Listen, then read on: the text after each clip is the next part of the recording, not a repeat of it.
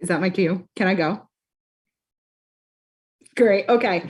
Hi, everybody. Good evening and welcome to another reading from Chaos Theater Collective. That's right. We are coming to you live and in person, well, as much in person as we can over the camera, on a Saturday night for something very special. If you were with us last year, you will remember that Laurel Brierly, who has been a member of the group for over a year, had written a delightful evening of Hallmark holiday movie parodies for us to perform and enjoy. And it was lovely, and we decided to do it again. So tonight, we are going to bring you Love Dies Hard, ... for Christmas, a lovingly parody of one of the best Christmas movies of all time, Die Hard. And yes, Die Hard is a Christmas movie. Go back and watch it if you don't think it is. We have a great cast for you tonight. Laurel wrote a wonderful script. We are streaming live to Facebook, YouTube, and Twitch. If you are watching this and you want to share this with everybody, please, please, please, by all means, share it with the world. We are wrapping up our 2021 season. It has been a wonderful year. We were just kind of talking about it beforehand. And our final read of 2021 is going to be pretty epic. If you remember last year, we did Pirates of the Caribbean, which was amazing. And this year, I'm very proud to say that we are reading Lord of the Rings, The Fellowship of the Ring. We are reading the full thing, not the extended version, but the entire 3-hour film. We will be coming to you live on Thursday, December 16th at 7:30 p.m. Eastern Standard Time. So please come and join us for that. And then we'll be breaking for the holiday weeks, for Christmas and New Year's. And then we will be back on the first week of January with Howl's Moving Castle. So we already got 2022 planned out. It's going to be great. Thank you to the cast. Thank you to the team. Thank you to Laurel for doing this incredible script. And I hope you all have a wonderful evening. And please, please, please follow Chaos Theater Collective. We've got so much stuff coming up ahead. And thank you, as always, for your support and your love. And we'll see you on the 16th.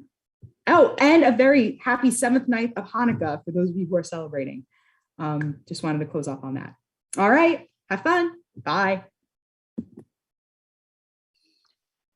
Love Dies Hard for Christmas by Laurel Brierly, with content borrowed from Die Hard, Home for the Holidays, The Breakfast Club, and every single identical Hallmark Christmas movie. Scene 1, an airplane hangar, Munich, Germany, day. It's Christmas, but you wouldn't know it from the small second-floor office we find ourselves in. Piles of blueprints, financial documents, and plans cover a central table, belying that extensive and highly complex planning has been taking place here. A man, Hans Gruber, impeccably dressed, lean, and handsome, sits at the table, deep in thought. He reads and rereads the paper in front of him before taking out a pen, making a few quick marks, and then folding it and putting it into a book. He stands and straightens his suit, takes a deep breath, and opens the door. He steps into a much busier space with sounds of orders being yelled, large items being moved and items being loaded into cargo containers that are themselves being loaded into a cargo plane. Hans descends the stairs outside the small office to meet with Carl, a truly Aryan man with flowing blonde hair. As the camera pans, we see we are in an airplane hangar, and that weaponry is being loaded for transport. Where are we? Fuel's finishing now. Do we have clearance for takeoff? I'll check from the cockpit. Are we sure we can trust the pilot?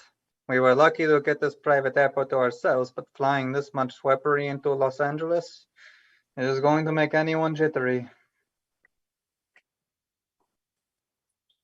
Carl, are you saying it makes you jittery? It will be fine. Are you ready? I'll tell the team to board. You go ahead. I have to make a call. Carl turns and begins to order the other men into the cargo plane, which is simply bursting with weapons and ammunition. It's an action film in 1988, so anything is plausible. Gruber crosses to a small reception room nearby, picks up the phone, and dials a familiar number. Hello? Hello, Mama. It is Hans. Hans, my darling boy, how are you? I am good, Mama. I miss you. Are you coming home for Christmas? No, Mother, I am not. We've talked about this, remember? I have to work. Oh, Beck. With that kind of attitude, how will I ever get any grandchildren? Now, Mother, we have talked about this too. My work is very important. I love my job. I don't have time to find someone to settle down with. Do you remember Greta Weber from next door to Aunt Liza? What does that have anything to do? Yes, Mother, I remember Greta. Well, she met a lovely man at the market. She reached out to take a melon, and he reached to take a melon, and their hands touched, and oh, that's romantic. Yes, Mother, but what does that have to do with me? You could meet a nice man at the market. I don't go to the market. Hans, my darling, I just want you to be happy. Are you really happy flying all over the world and making trouble instead of coming home for Christmas? He thinks for a moment. It might be nice to sit by a German fire, drink German hot chocolate, listen to German carols, and open German presents. But he quickly shakes that image away. There are more important things to think about today. It doesn't matter, Mama. My work is too important. I will call you soon, okay? Maybe they will have these fancy car phones in Los Angeles, yeah? Oh, my sweet boy, be careful, okay? Mama loves you. I love you too, Mama. Talk to you soon. He hangs up and looks around, making sure nobody saw him while he was speaking to his mommy. He straightens his suit again, readopts his glossy demeanor, and strides towards the plane to meet his team. It's time to go to work. Cut 2, Scene 2. New York City, a squad car day. John McClaine, mid-30s, good-looking, athletic, and tired, sits in his squad car. He's a New York City cop. And his car looks like it's been sitting in it for some time, with fast food wrappers and empty cups piled precariously around him. He nervously checks his watch a few times before picking up his radio. Hey, Miller, come in. It's McClaine. Yeah, go ahead, McClaine. Any word on how long this is going to be? I have a flight to catch. You've been sitting there for 2 days. You can sit for 10 more minutes. You still have plenty of time to catch that flight. I'd really like to be able to grab a present for the kids, Miller. Come on, how long? Jesus, McClaine, if I'd have known any better, I'd say it sounds like you're nervous to go out there. Nervous? No. Me? Nervous? No. Well, maybe I am. A little. What's going on, John? Tell me about it. Nah, I don't want to be a sissy. Now, you stop that right now, John. You'd do the same for me, wouldn't you? Oh, well, sure I would, Miller. All right, then. Tell me what's eating you. Well, it's Holly, Miller. I didn't think this whole West Coast thing was going to work out so well for her. And now that it has, I mean, don't get me wrong. I'm proud of her, I guess. It's just that, well, if she becomes the man in the relationship, what does that make me? Holly, the man? John, I don't think that's how it is, really. No, she's making about 3 times as much as I do right now. Shit. Really? 3 times? Oh, no shit, John. Okay, I don't think you should tell people that. I know. And it's not just that. I mean, all these vulnerable feelings come up, and I feel like I don't know who I am anymore. Like there's a person I'm supposed to be that I've been pretending to be, but maybe that's not me. Maybe I want different things. Well, like what? I don't want to say over an open channel. Are you saying that you're having different urges, son? Sort of.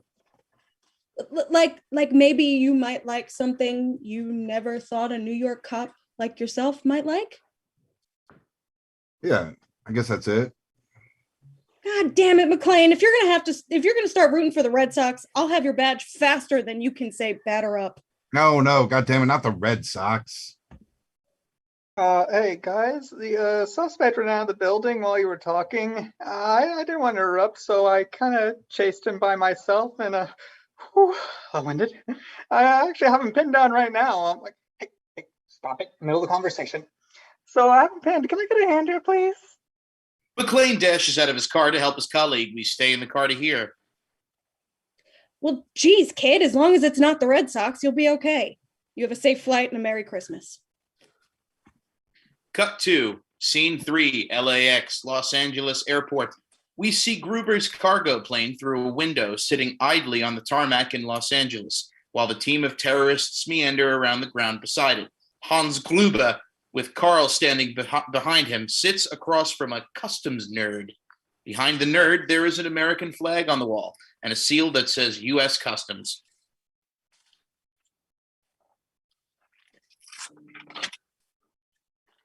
You see, Mr. Gruber, Guba, it's just that we don't generally allow heavily armed foreign nationals to enter the country like this.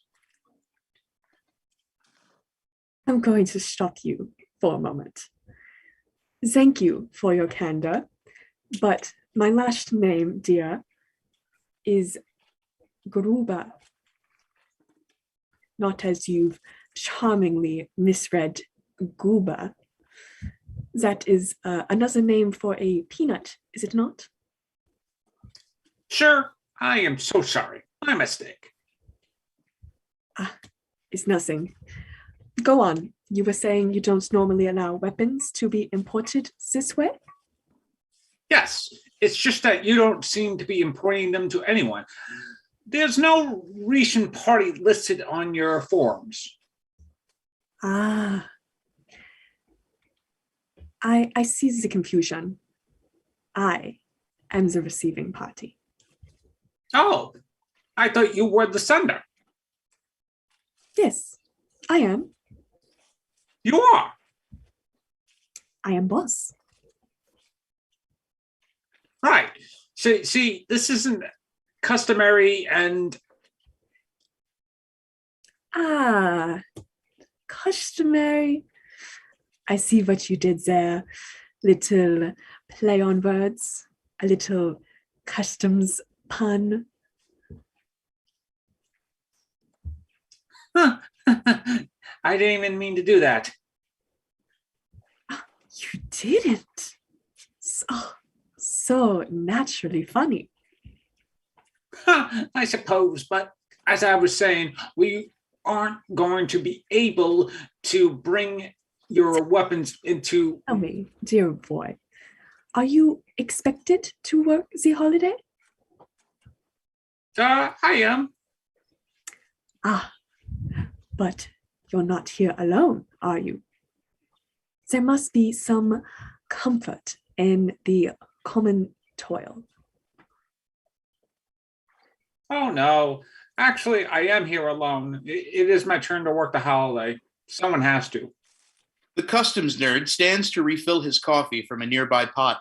Carl, behind Hans, reaches into his jacket to retrieve his gun, presumably to murder the customs nerd and get out of this conversation and on to mayhem. But Hans, without looking, reaches back and places a hand on Carl's arm, stopping him. The nerd finishes pouring and turns back to sit. Ha ha ha. But maybe I shouldn't be telling people that.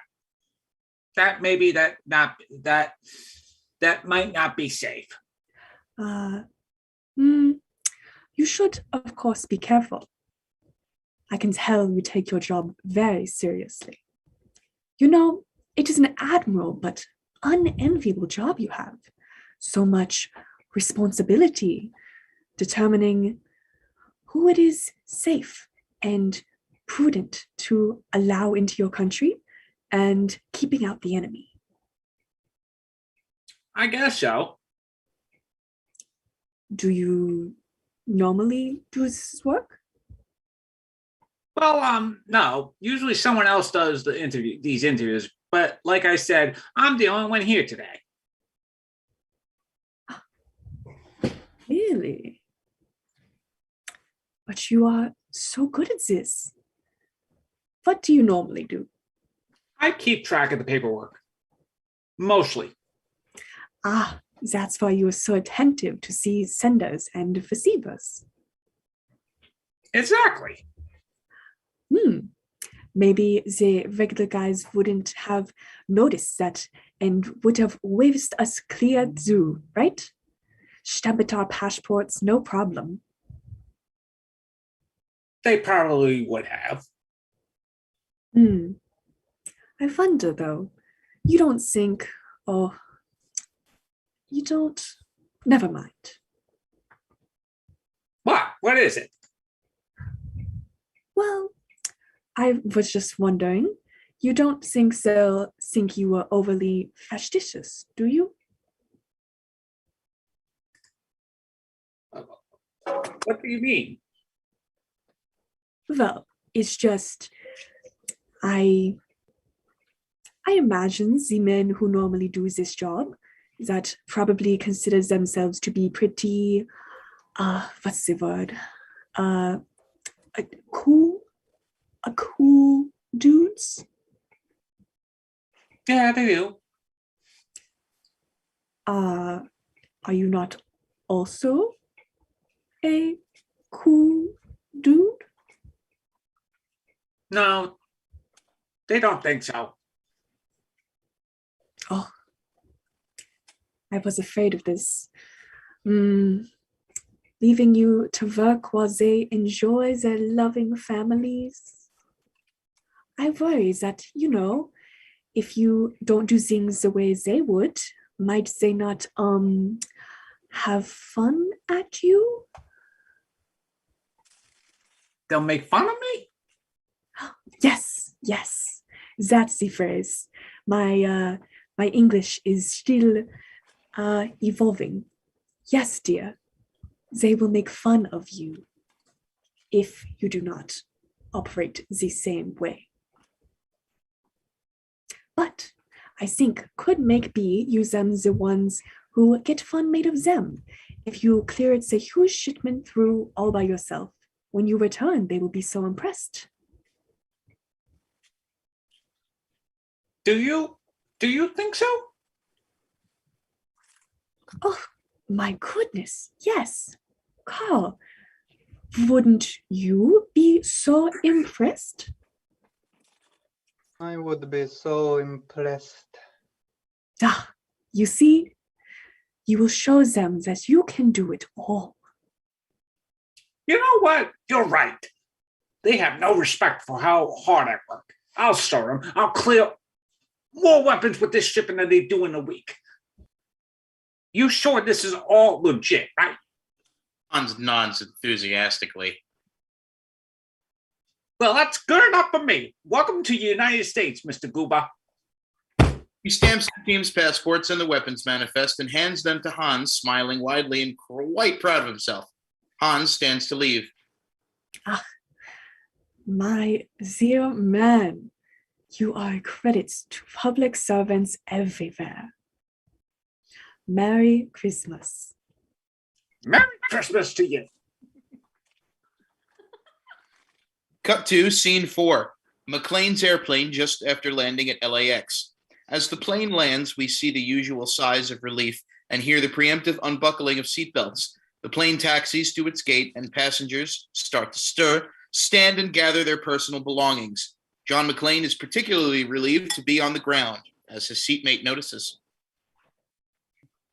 You don't like flying, do you? Gives you that idea.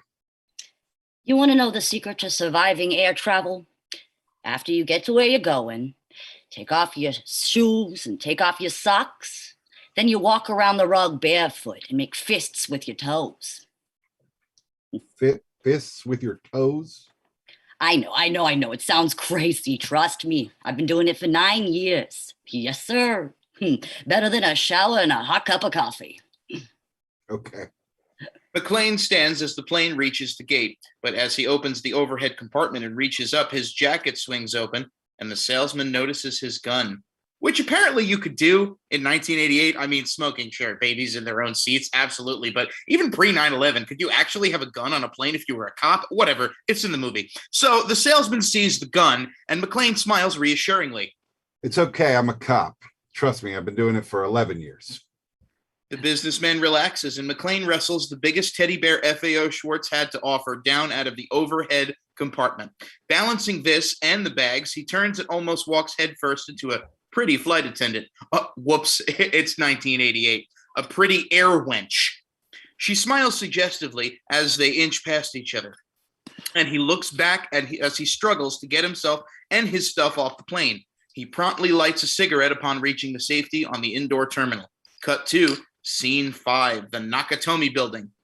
A cork explodes out of a bottle of Dom Perignon and shoots across a large office floor that's been elaborately decorated for Christmas. Joseph Takagi, Senior Vice President of Sales for Nakatomi, a multinational corporation, triumphantly addresses the gathered staff. Ladies and gentlemen, I congratulate each and every one of you for making this one of the greatest years in the history of the Nakatomi Corporation. A woman, Holly, busily crosses the room, ignoring the party and continuing her work. She goes down a hallway to offices and is joined by Harry Ellis, a VP of sales who has cocaine all over his face. Ooh, well, what about dinner? Which is a weird thing to say out of nowhere, but we get the feeling he's been sexually harassing her in this workplace for some time.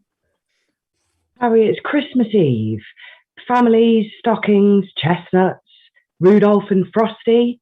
Any of these things ring a bell? She turns into her office where the nameplate on the door says Holly Gennaro and hands some papers to her very pregnant secretary. Ellis follows her and a moment later, rubbing his teeth. Hey. Well, actually, I was thinking more mulled wine, nice burrito night, and a roaring fireplace. You know what I'm saying? Holly ignores this inappropriate workplace interaction and turns to her secretary.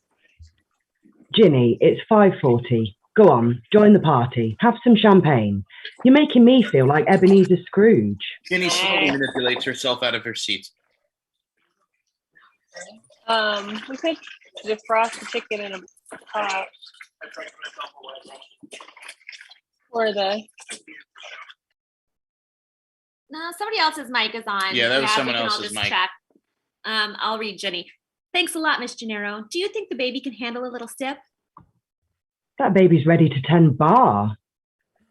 Last chance. Harry, do you have any idea how uncomfortable you make 100% of women? You bitch. Holly points to the door, and Ellis, clearly not giving up, starts to follow Ginny, a powerless witness to his daily sexual advances, out to the party. Holly picks up the phone to call her children.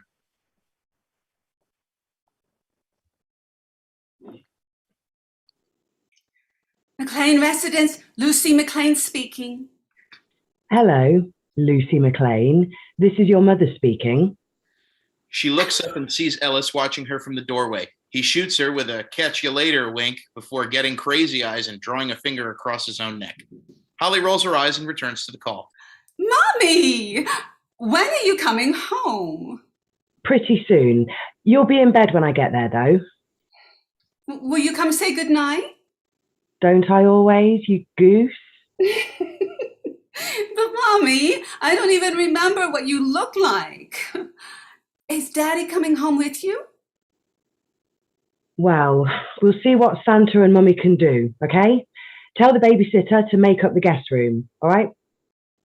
Mommy, we don't even have a guest room. Oh, I know, honey. I meant tell her to put your things on the couch so Daddy can sleep in your room, okay? What? I have to sleep on the couch? Why can't Daddy sleep on the couch? Lucy, I do not have time for this. Now listen very closely. You're 5 years old in 1988, and someday you're going to be known as an elder millennial. Now what that means is You need to bottle up all this confusion and disappointment and young anger and channel it into anxiety disorder that will cripple you throughout your 20s and need to be dealt with before you can have any successful or healthy relationships, okay? Now, go make dinner for your brother and then help the babysitter make popcorn before she tells you to go to bed. But remember, you're on the couch. Holly hangs up. Cut 2, scene 6, McClaine and Argyle. McClaine walks around the baggage area terminal, still juggling his baggage and the gigantic stuffed teddy bear. As he makes his way to the doors, he spots a thin young man, Argyle, in a very tight green and red chauffeur's uniform that includes a jaunty pointed hat with a bell on the end. He's holding a Nakatomi Corporation card with J. McClaine written on it in magic marker. McClaine pauses in front of him, unsure. Hey, I'm John McClaine. Argyle, I want to send this. Your limo driver. I'm your limo driver. Nice bear. They stare at each other awkwardly. Nice tights. Thanks, man. Okay, Argyle, what do we do now? I was hoping you could tell me. This is my first time driving a limo. Well, that's okay. This is my first time riding in one. Argyle turns on his heel and starts to walk before jumping into the air, clicking his heels. McClaine follows. We cut to them en route to Nakatomi Plaza. Both are sitting in the front seat. Argyle, a vehicle for exposition, is still wearing his elf hat.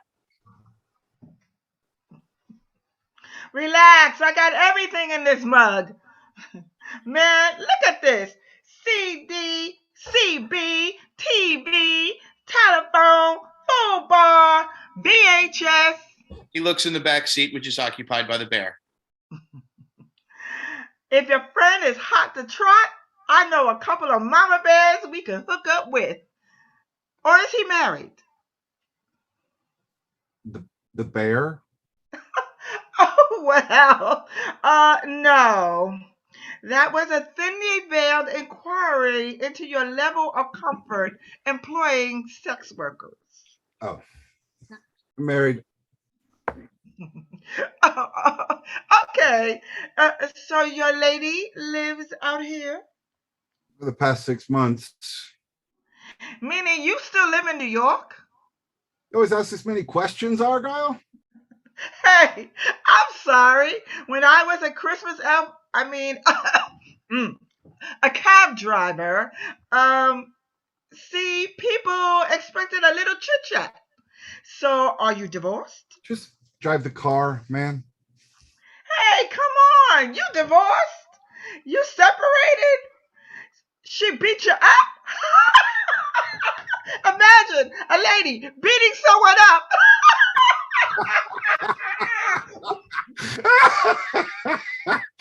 No, she had a good job and it turned into a great career. Meant she had to move here? You're very fast, Argyle. So why didn't you come? He doesn't answer, but instead stares ahead at the Nakatomi Tower, their destination. Well, why didn't you come with her? Man, what's up? Because I'm a New York cop, right? I got 6 months backlog of New York scumbags I'm still trying to put behind bars. I can't just pick up and go that easy. So, in other words, you were too scared and intimidated by her success to risk being in her shadow and in any way financially relevant, relying on her as a breadwinner because that might threaten your masculinity and force you to confront some realities about yourself. Like I said, you're very fast, Argyle. And maybe this time apart has given you time to reflect on things you want in life and ask yourself some questions about yourself that your fear of compromised masculinity never allowed you to explore before. There is a long, awkward pause.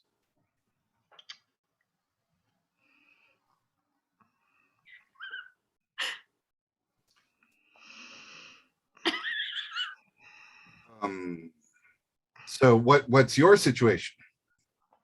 Who, me? Me? I'm just a guy. Yeah. Where are you from? North. What, like San Francisco? Yes, I'm good. Good old San Fran. Go Niners! Yeah, that's cool. I've never been there. You mind if we hear some tunes? Argyle pops a cassette tape into the tape deck. The Chipmunks' "Christmas Time is Here" comes on loudly. Yeah, that'll work. Argyle sings along. McClaine watches Argyle for a minute, trying to figure him out. Soon they arrive at the Nakatomi building. Argyle climbs out of the limo and stops by the trunk. Tell you what, I'll pull into the parking garage, wait. You score with your wife, give me a call on the car phone, and leave your bags inside the desk. You strike out, I'll get you to a hotel. Okay. I guess that gives you an excuse to stick around in case we need you to crash into anything later. It's a good idea, man. You're all right. It's a nice hat. McClaine grins and heads inside. Cut to scene 7. Terrorists on the way to Nakatomi. The team of terrorists is split between a sedan and a freight truck. Carl and Theo are in the sedan, but we're not following them right now. Gruber and the team ride in the back of the truck and seem to be able to stand completely still and composed while riding, to the extent that when we ultimately see them unload themselves from the vehicle, they look like they're just getting out of the elevator. They chit-chat, fully armed, while traveling to Nakatomi Plaza. You look terrified.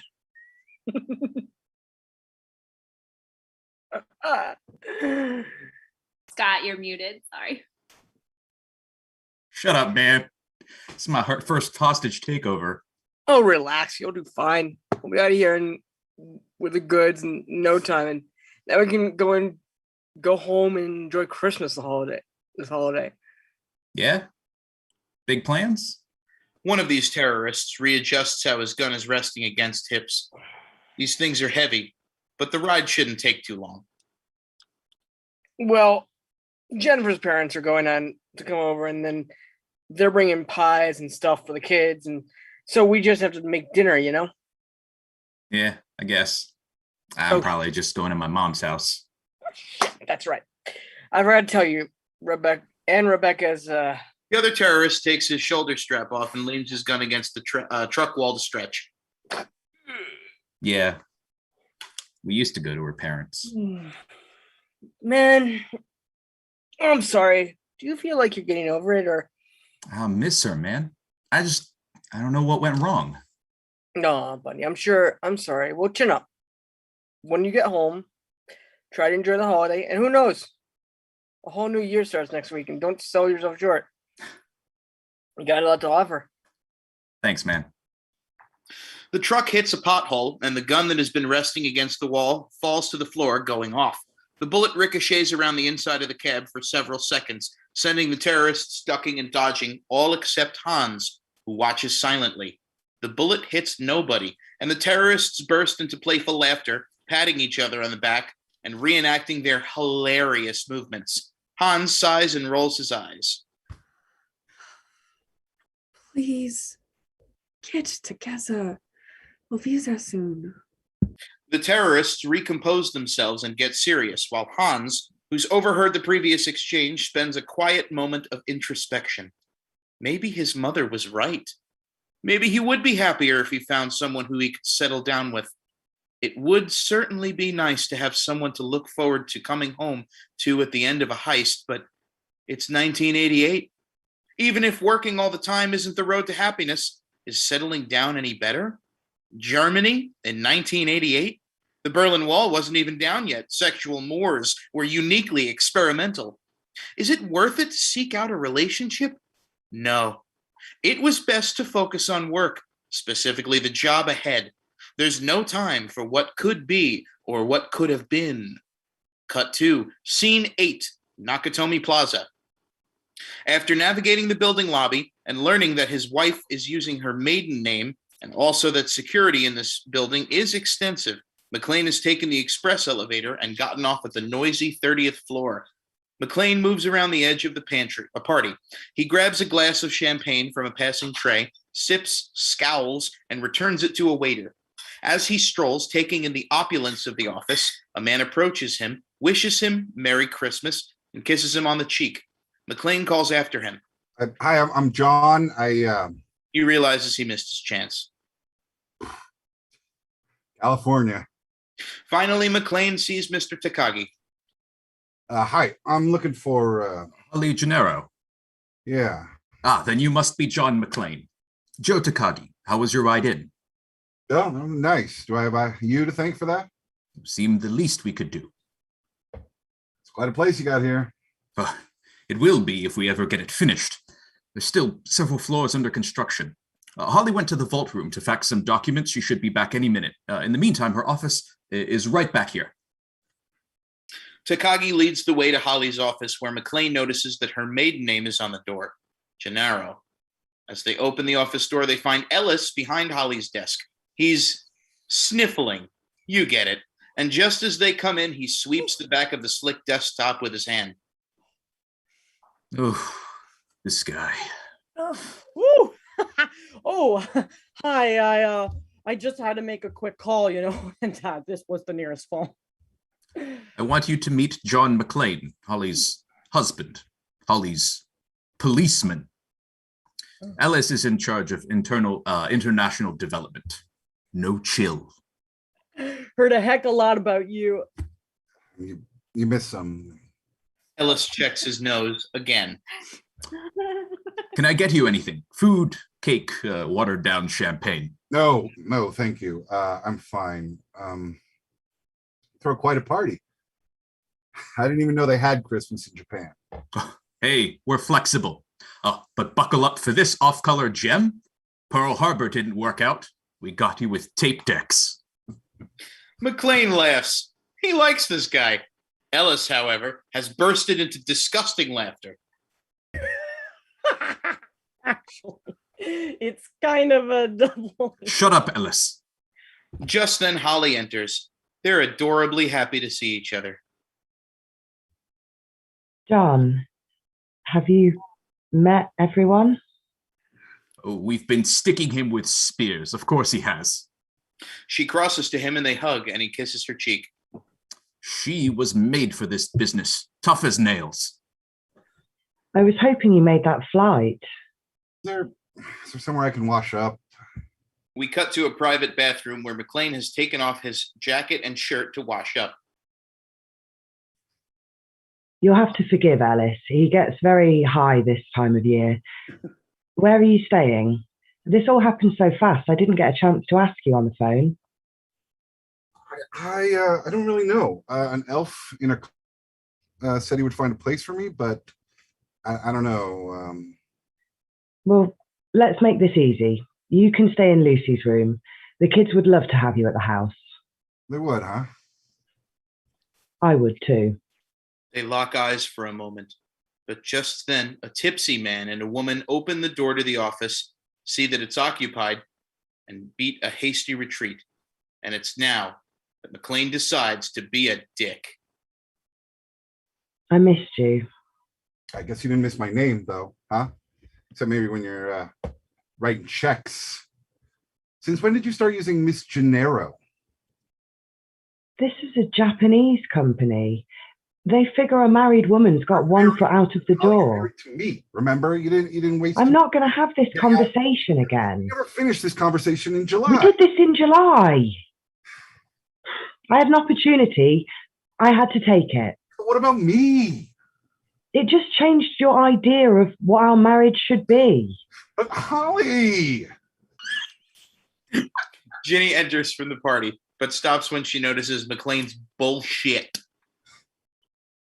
Miss Gennaro, excuse me. Hi. I see what you mean, Holly. Mr. Takagi is looking for you. He wants you to say something to the troops. Thank you. Ginny exits, but not before making more awkward eye contact with McClaine. Maybe we're supposed to intuit that Holly talks about what a dick he is a lot. She nods goodbye to him on her way out. Speech time. Be back in a few minutes. Holly leaves him alone. He bangs his head against the doorframe, still whining indistinctly, before addressing himself in the mirror. It's great, John. Good job. Real mature. Cut 2. Scene 9. The street outside. The terrorists' freight truck almost collides with the sedan as they both turn into Nakatomi Plaza. Like, it's really close. The whole plan could have imploded right here, but whatever. The truck goes into the underground parking garage while the sedan goes to the front of the building. Carl and Theo get out and approach the security guy inside. Theo talks about basketball while Carl finally gets a chance to kill someone and shoots the guard in the head. Then they kill another guard.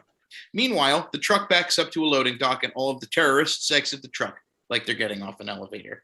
Theo locks down the elevators and the building's exterior gates. The security guard is replaced with one of their own guys. They lock the doors and start to cut the phone lines. Cut 2, scene 10. Back upstairs with McClaine. McClaine is sitting in a chair barefoot, clenching and unclenching his toes.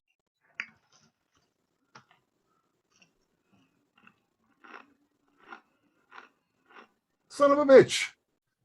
Fist with your toes. Apparently, fists with toes does work. McClaine finds Argyle's number in his wallet, pausing to smile at a photo of his family, and calls down to Argyle in the limo. Yeah, Argyle.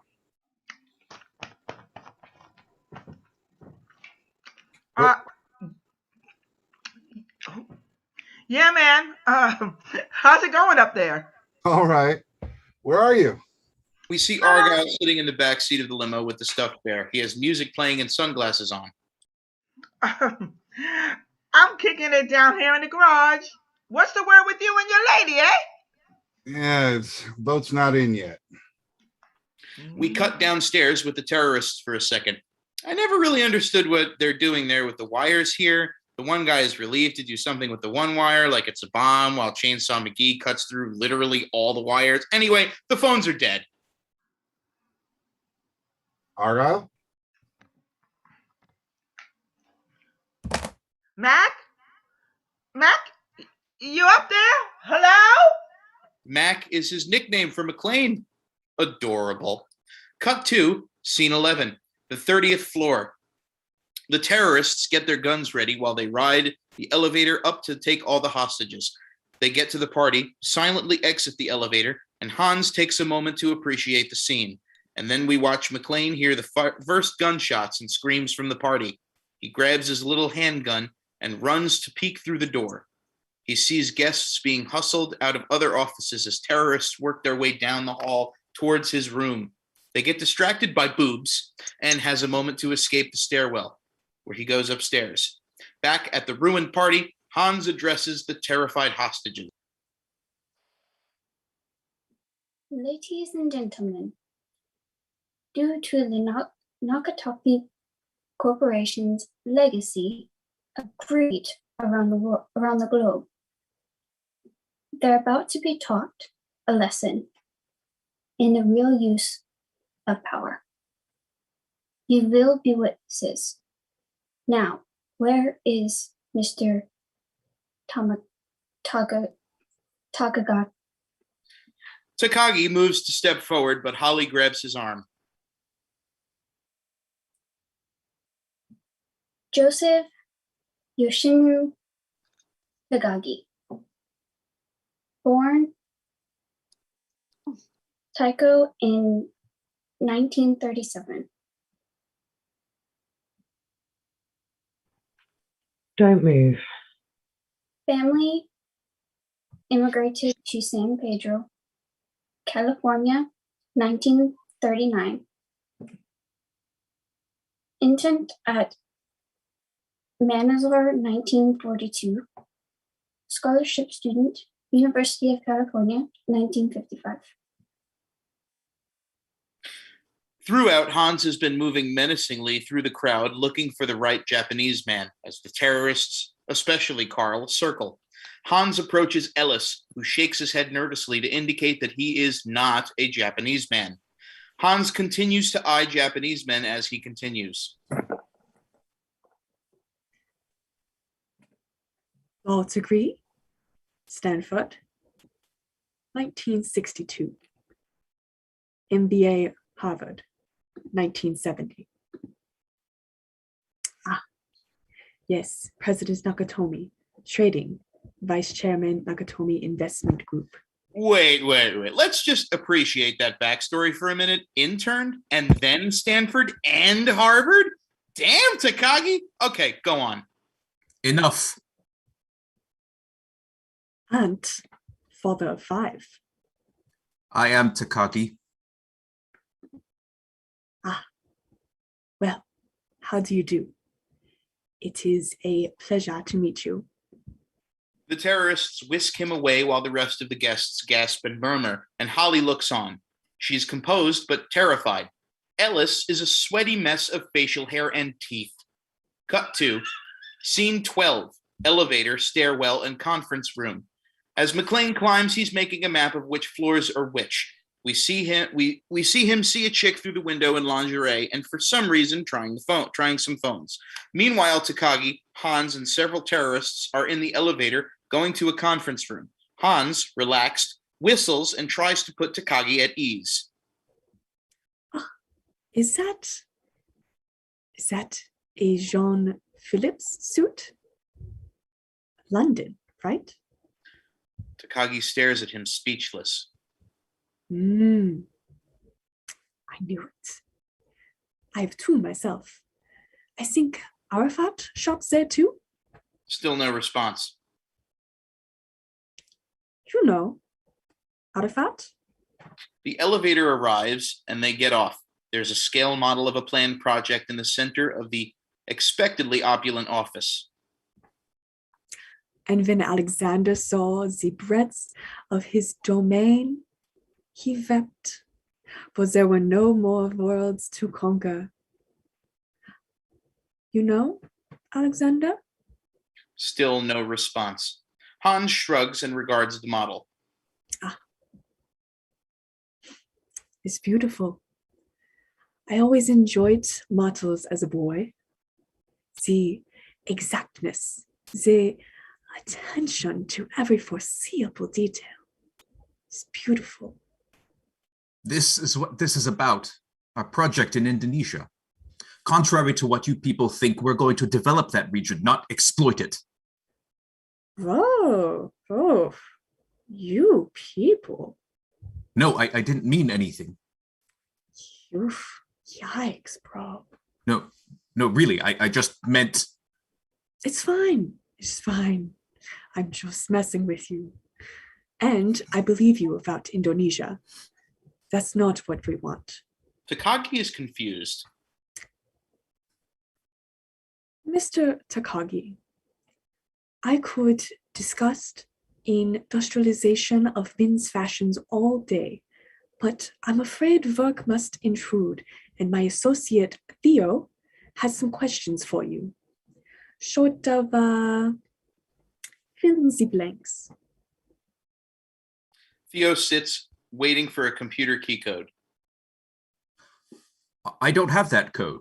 You broke in here to access our computer. Any information you could get when they wake up in Tokyo in the morning, they'll change it. You won't be able to blackmail our executives or threaten. Hans is getting impatient. His demeanor briefly changes. Sit down. Takagi sits and Hans is quickly back to composure. Mr. Takagi, I'm really not interested in your computer, but I need the code key because I am interested in the $640 million in negotiable bearer bonds you have locked in your vault, and the computer controls that. You want money? What kind of terrorists are you? Who said we were terrorists? Literally, your whole aesthetic did. 100% terrorist. You did. By now, McClaine has snuck his way to the same floor and creeps closer so that he can hide and observe the scene through a doorway. He watches Hans slowly take out his gun and silencer and then return the silencer to his jacket. He'll want everyone to hear. The code, please. It's useless to you. There are 7 safeguards on our vault, and the code key is only one of them. You'll never get it open. Hans lifts the gun. Then there's no reason not to tell us. I told you. It's not over. Hans gives them both an annoyed look. They have a bet going, but I still don't really understand what the bet is. That's a very nice suit, Mr. Takagi.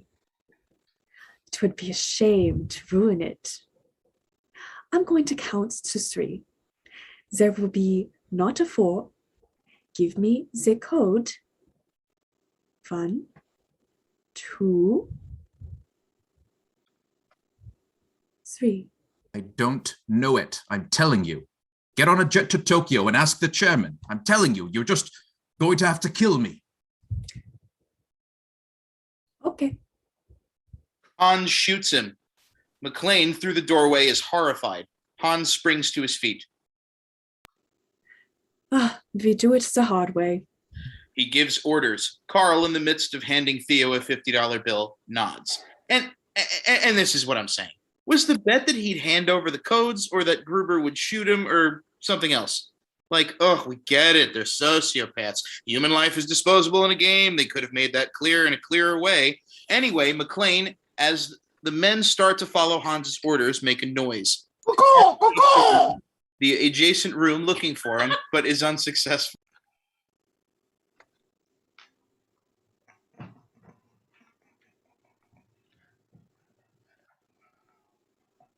There's nothing. Okay.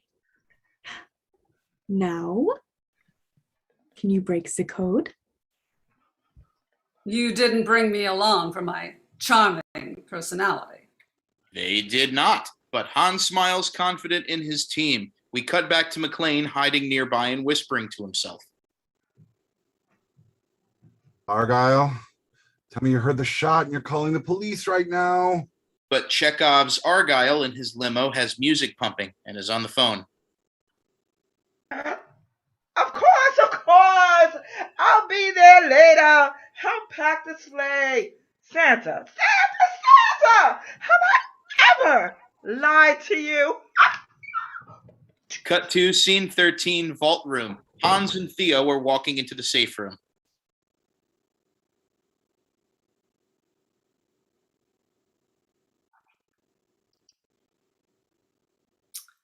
All right, 30 minutes to break the code. 2 hours, 2.5 hours for the 5 mechanicals at the minimum. The 7th lock, however, is out of my hands. The huge corporate safe looms in front of them. Hans admires it for a moment like it's a masterpiece. I'm sorry. The 7th lock, the electromagnetic seed.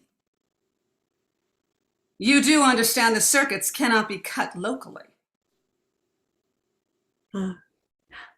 Trust me. Theo gets to work. Cut to scene 14, McClaine. We rejoin McClaine, who is disappointed in himself. Fuck, didn't you stop him, McClaine? Because then you'd be dead too, asshole. Do you think? Just think, goddammit. He sees the sprinkler system and gets an idea. Downstairs, the new fake security guard sees the indicator light and, knowing the fire department is probably inbound, uses his radio to call and ask Hans what to do.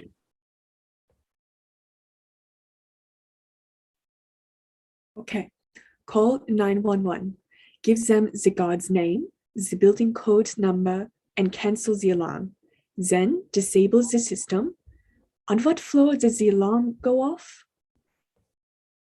Meanwhile, McClaine watches the approaching fire trucks from the windows. They're pretty far, but he can see them because the building is so very tall. Mom, baby, come to Papa. I'll kiss your goddamn Dalmatian. But then the lights start to go off on the trucks. They've been called off. McClaine doesn't have a ton of time to react before the elevator dings. Someone is here to check on the alarm. The terrorist turns the light on and starts to search, his machine gun ready to go. The fire has been called. My friend, no one is coming to help you. You might as well come out and join the others. I promise I won't hurt you. McClaine uses a saw's noise to lure this dude deeper into the under construction floor and sneaks up behind him. Over here. Drop it, dickhead. Okay, rude. I'm the police. Still rude. So you won't hurt me. Oh yeah, how come? You're a policeman. There are rules for policemen. Yeah, fewer than you'd think, especially in the 80s. They fight, which is unacceptable for a Hallmark movie.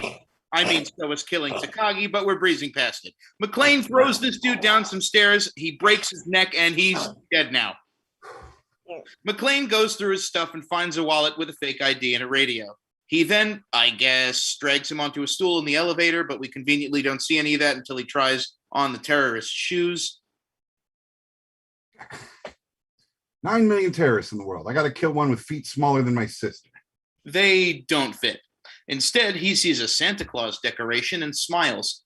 Then he does a thing where he shimmies himself onto the top of the elevator, and he sends the car to the 30th floor where the hostages are. Cut 2. Scene 15, the 30th floor. The hostages are all gathered together in the center of the open floor, guards flanking them. Hans stands on a step above them, addressing them.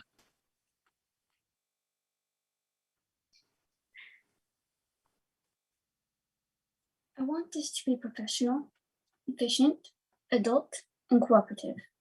Not a lot to ask. Alas, your Mr. Takagi did not see it that way, so he will not be joining us for the rest of his life.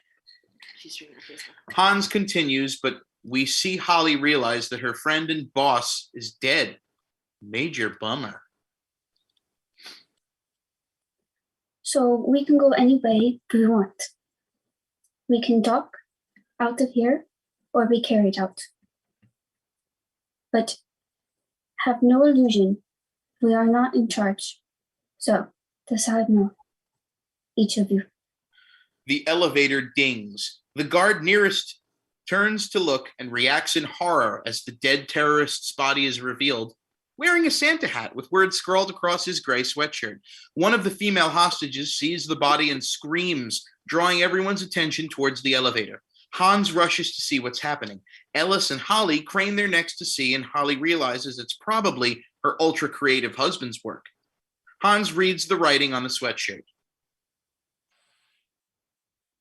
Jizz nuts. Ho, ho, ho. The security guard we missed?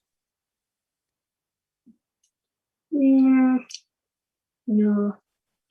The usually tired old policeman growing fat on a pension.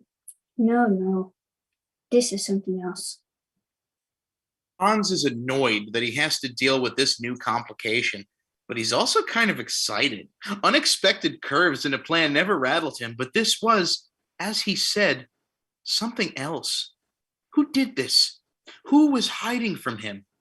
Meanwhile, McClaine had been watching the scene in the elevator from the car's roof. He can't see anyone clearly. The car goes back upstairs as the terrorists sort out the dead body. McClaine almost gets smushed, but gets off and onto one of the uppermost floors. Turns out terrorist one was Carl's brother, so now he's real pissed. We rejoin the hostages. So, what do you think? Something's wrong. Cops? John. John? Oh, Christ. He could fuck this whole thing up. What does he think he's doing? His job? Bullshit. His job is 3,000 miles away. Without him, we still have a chance. We might be able to get out of here. Tell that to Takagi. Snap. Cut to scene 16, dispatch. McClaine, now on the roof, holding a machine gun in one hand and a radio in the other, tries to use the radio to call for help. Mayday, mayday! Anyone copy? Channel 9. Terrorists have seized the Nakatomi building. We see Hans and Carl listening to the transmission. Carl is enraged on account of his dead brother, but Hans, he wants to know whose voice this is. Where's the best place to transmit? The roof. Go. Carl goes to find him. Meanwhile, his call has been heard. Hello, who is this? You're not supposed to be using this channel. It's for emergencies. No fucking shit, lady. Do I sound like I'm ordering a pizza? They've already killed one hostage. They're fortifying their positions while you're jerking me off on the radio. I'm sorry, I'm what you off? Jerking. I'm going to report you to the FCC, which might not actually be the right agency to deal with radio traffic, but you'll be sorry. Fine, report me. Come the fuck down here and arrest me. Just send the police now. They're interrupted by gunfire. Carl has found him. The dispatch ladies hear the gunfire, but are still super skeptical. Ladies just keep making McClane's life difficult by not doing what he tells them to. The shooting goes on. Meanwhile, see if there's a car that can do a drive-by. And then she walks away, unbothered by an obvious shootout. Cut to scene 17, Reginald Velsanta, a nearby 7-Eleven. We see a hand grabbing tons of packs of cookies before carrying them up to the register. The clerk smiles.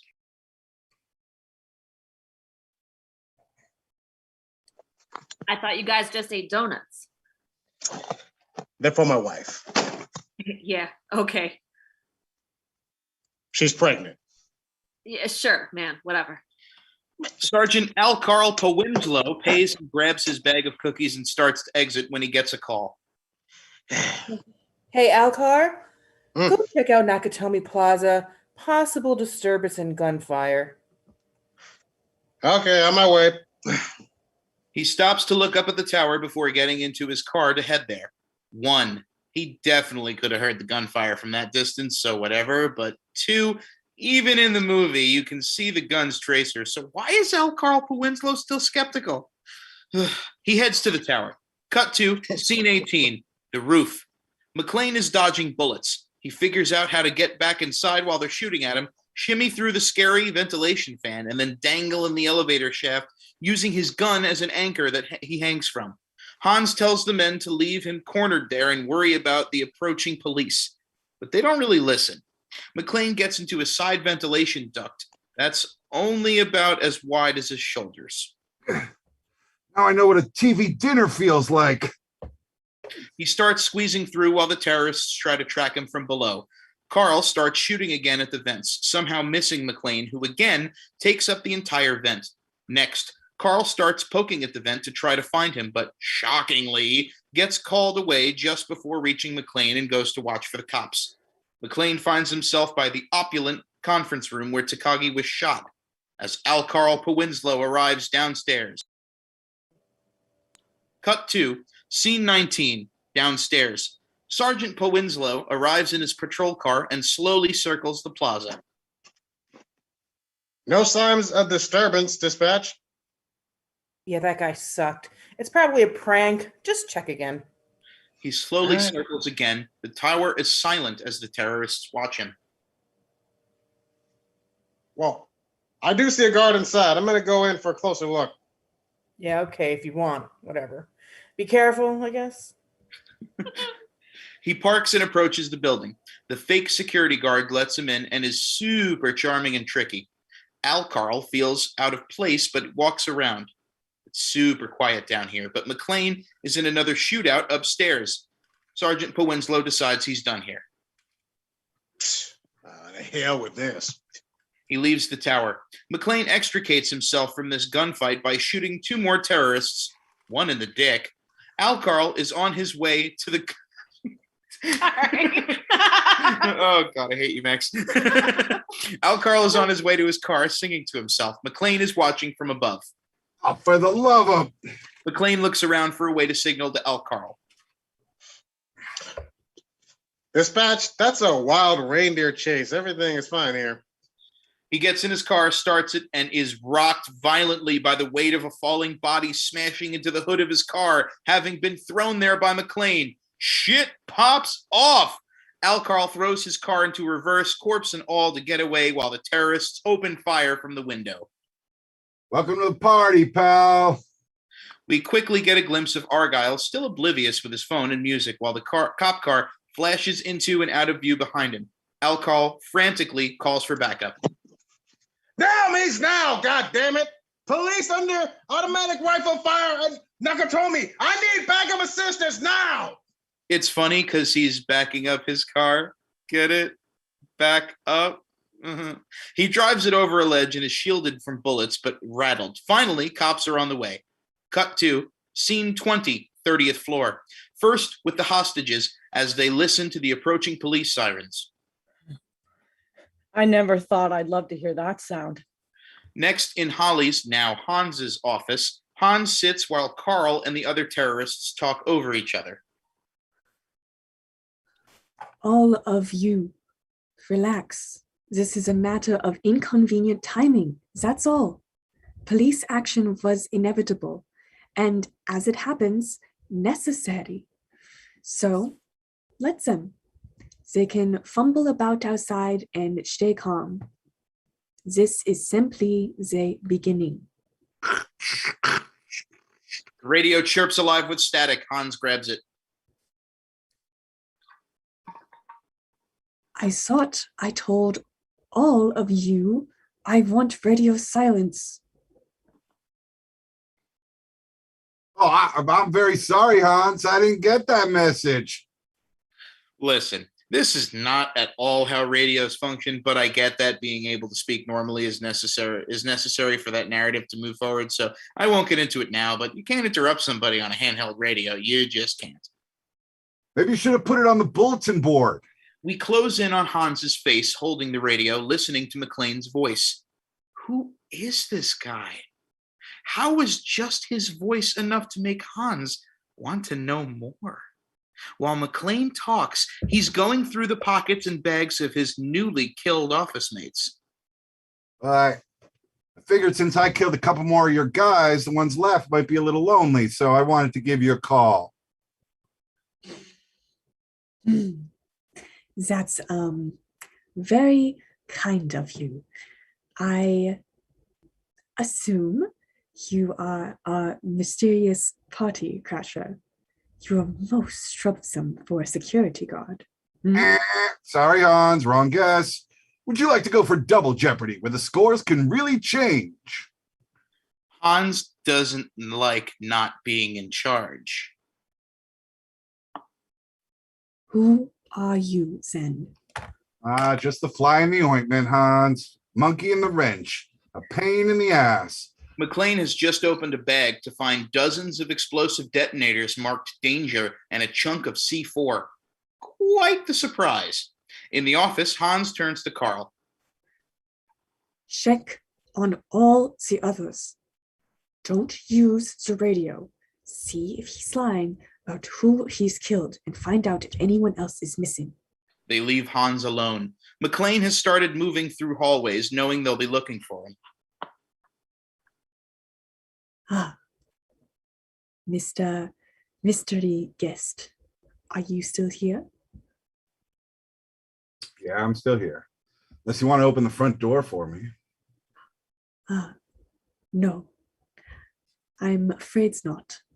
But you have me at a loss. You know my name, but who are you? Just another American who says too many movies as a child. Another orphan of a bankrupt culture who thinks he's John Wayne, Rambo, Marshall Dillon. I was always kind of partial to Roy Rogers, actually. Really like those sequin shirts. Do you really think you have a chance against us, Mr. Cowboy? A light blinks on the elevator by McClaine. The terrorists have arrived, which is a shame. He likes talking to Hans, but back to business. Yippi-kay-yay, motherfucker. McClaine goes quietly through the stairwell door and is gone by the time the search party steps onto his floor. Hans sits quietly, thinking. At this point, there's a whole reporter subplot that seems like it was a great opportunity for a few more white men to get a couple of lines in. We'll come back to some of them. For now, Carl and others return to Hans's office after confirming that McClaine killed several of the team. He wasn't lying. He threw Marco down 30 stories to the street. The other man is Heinrich, and I found his body upstairs. And his bag is missing. Hans is shook in a bad way. He's into McClaine, but the work is falling apart. Heinrich had the detonators. He picks up his radio, aware that McClaine can overhear him. Theo. Yo. We may have some problems. How's our schedule? 3 down, 4 to go. Then don't waste time talking to me. Bitch, you called me. Hans, deep in thought, puts the radio down. Then we hear. This is Sergeant ALCARL POWINSLOW. God damn it. Of the Los Angeles Police Department. If the person who radioed for help can hear me on this channel, acknowledge me. Acknowledge this transmission. Yeah, I read you, POWINSLOW. You the guy in the car?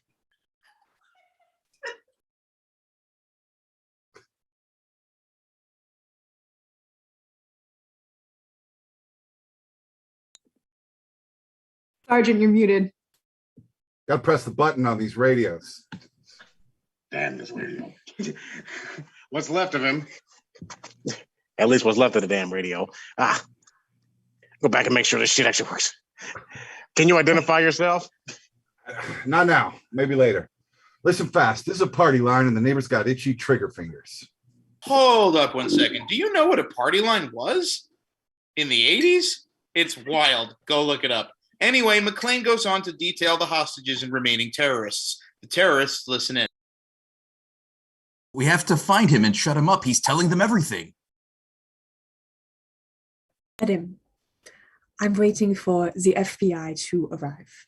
Until then, he can waste as much time as he likes. But we must find the bag. We must have the detonators. McClaine continues. You got some badass perpetrators and they're here to stay. I hear you, partner. We're on it. So what do I call you? Call me Roy.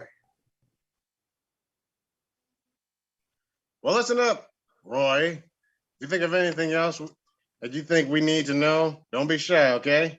Find a safe place to hole up and let us do our job. He won't.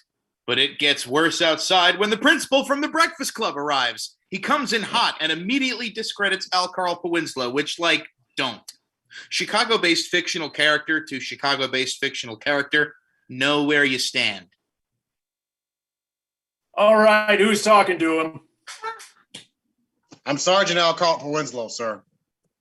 Dwayne Robinson, what's the deal here? What do these pricks want? The terrorists, sir, we don't exactly know yet. We haven't heard from them. Well, who in the hell have you been talking to? We don't know that either, sir. He won't give us his name. He's the one who called us. He claims he killed a number of them. Oh, he claims, does he? He claims. He's probably a terrorist or a nutcase. No, I think he's a cop. How do you know that? A hunch. Jesus Christ, that's stupid, POWINSLOW. News vans start to arrive, making the cops antsy. Cut to scene 22, Holly and Hans's office. Holly enters, escorted by a terrorist to speak with Hans. I have a request.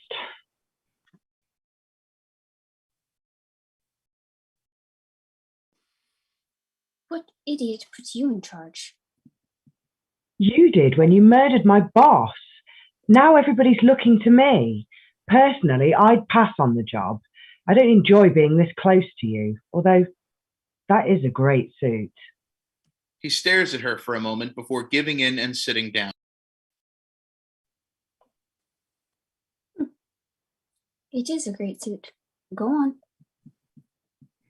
We have a pregnant woman out there. Relax. She's not due for 2 weeks, but sitting on that rock isn't doing her back any good. I'd like permission for her to move to one of the offices where there's a sofa.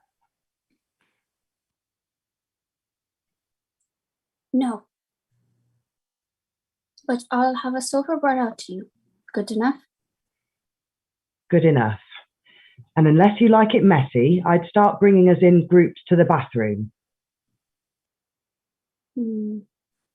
Yes, you're right. It will be done. She starts to leave. Mr. Takagi chose his people well, Miss Gennaro, Miss Gennaro. She leaves. Hans has set up a TV set on her desk. A special report begins.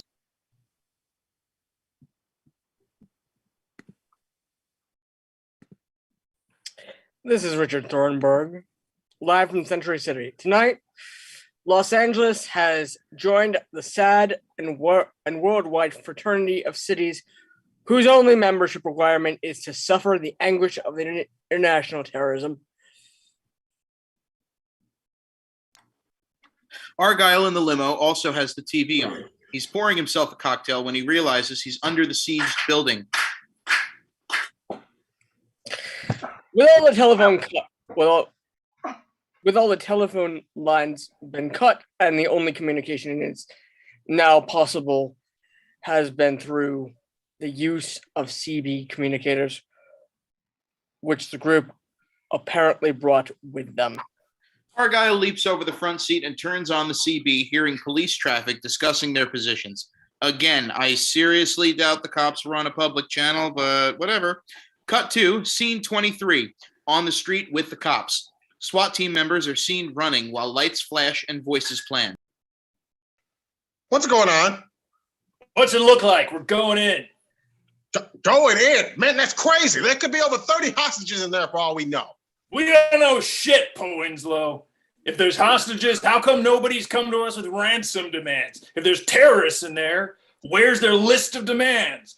All we know is that someone shot your car up. It's probably the same silly son of a bitch you've been talking to on that radio. Excuse me, sir, but what about the body that fell out the window? Oh, who knows? It was probably some stockbroker who got depressed. They start their operation. Huge spotlights illuminate the tower. From upstairs, McClaine calls down on the radio. ALCARL, you still with me, babe? What's going on? Yo, ALCARL. I'm here, Roy. I'm kind of busy right now. I'll talk to you later. Bro, I get that you're juggling a banana situation, but don't you think it's important to talk to your guy? ALCARL, what's wrong? What's going on? I said I'll talk to you later, Roy. If you are what I think you are, then you'll know when to listen and when to shut up and when to pray. Fuck, bro. It's heavy shit. You're coming in. That's it, isn't it? I told you what kind of people you're dealing with here. The team starts to move. Hans watches from a window, also on his radio. Again, we've established it's a party line, so why they don't all hear each other all the time is a Christmas mystery, but Hans doesn't seem to hear from the radio that cops are inbound. So, they'll be coming. Everyone get ready. Theo, you are the eyes now. Theo has taken a safe-cracking break to sit at surveillance camera screens of direct action. The fake security guard downstairs locks more doors, and the cops move in. It obviously goes bad quickly. Again, not to belabor the action scenes, is a lot of shooting. Argyle, undetected by Theo's masterful surveillance, drives around the basement garage and realizes he's trapped. The terrorists shoot out the lights. Mostly cops get shot. The boss cop, thinks it's a good idea to send an armored vehicle in, send in the car, but the terrorists shoot it with a goddamn rocket launcher. No chill. And McClaine is furious and yelling about it most of the time.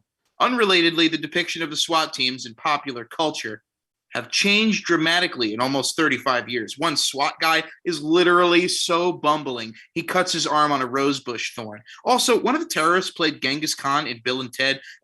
He steals candy from the building snack bar. Moving on. While the external assault is taking place, McClaine, not to be outshone by pyrotechnics, sends a desk chair with the C4 he found down an elevator shaft. It explodes the fuck out of the lobby and creates a huge fireball. The cops, hostages, and terrorists are quite literally shook, and the whole building is getting fucked. The reporter loves it. Eat your heart out, Channel 5! McClaine calls down. ALCARL, you copy? Are you all right? Yeah, I'm fine. What was that? You remember that plastic explosive I told you about? Yeah, go on.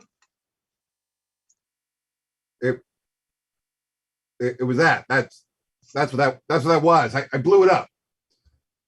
Is the building on fire? No, but it's gonna need a paint job and a shitload of screen doors. Screen doors? Is that him? Give me that. Now you listen to me, mister. I don't know who the hell you think you are or what you're doing, but you just destroyed a building. Now we do not want your help. Is that clear? We don't want your help. I've got 100 people down here and they're covered with glass. Glass? Who gives a shit about glass? Who the fuck is this? This is Deputy Chief of Police, Dwayne T. Robinson. I'm in charge of this situation. Oh, you're in charge. Well, I got some bad news for you, Dwayne. From up here, it doesn't look like you're in charge of jack shit. Now you listen to me, you little asshole. Oh, asshole? I'm not the one who just got butt fucked on national TV, Dwayne. Argyle, in the limo, miraculously hearing this radio exchange, but not others, is loving this. Eat my shorts. What was that? Eat my shorts. You know what? You just bought yourself a Saturday in police detention, mister. Oh, Christ. You just bought one more right there. Well, I'm free the Saturday after that. Beyond that, I'm going to have to check my calendar. Good, because it's going to be filled. We'll keep going. You want another one? Say the word. Just say the word. Instead of going to prison, you'll come here. Are you through? No. I'm doing society a favor. So? That's another one right now. I've got you for the rest of your natural born life. You don't watch your step. You want another one? Yes. You got it. You got another one right there. That's another one, pal. Cut it out. You through? You listen to me, jerk off. If you're not part of the solution, you're part of the problem. Now quit being part of the fucking problem and put the other guy back on. Wayne reluctantly hands the radio back to ALCARL.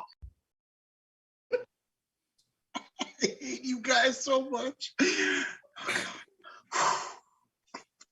Hey, Roy, how you feeling? Yeah, I'm pretty fucking unappreciated, Al. Carl.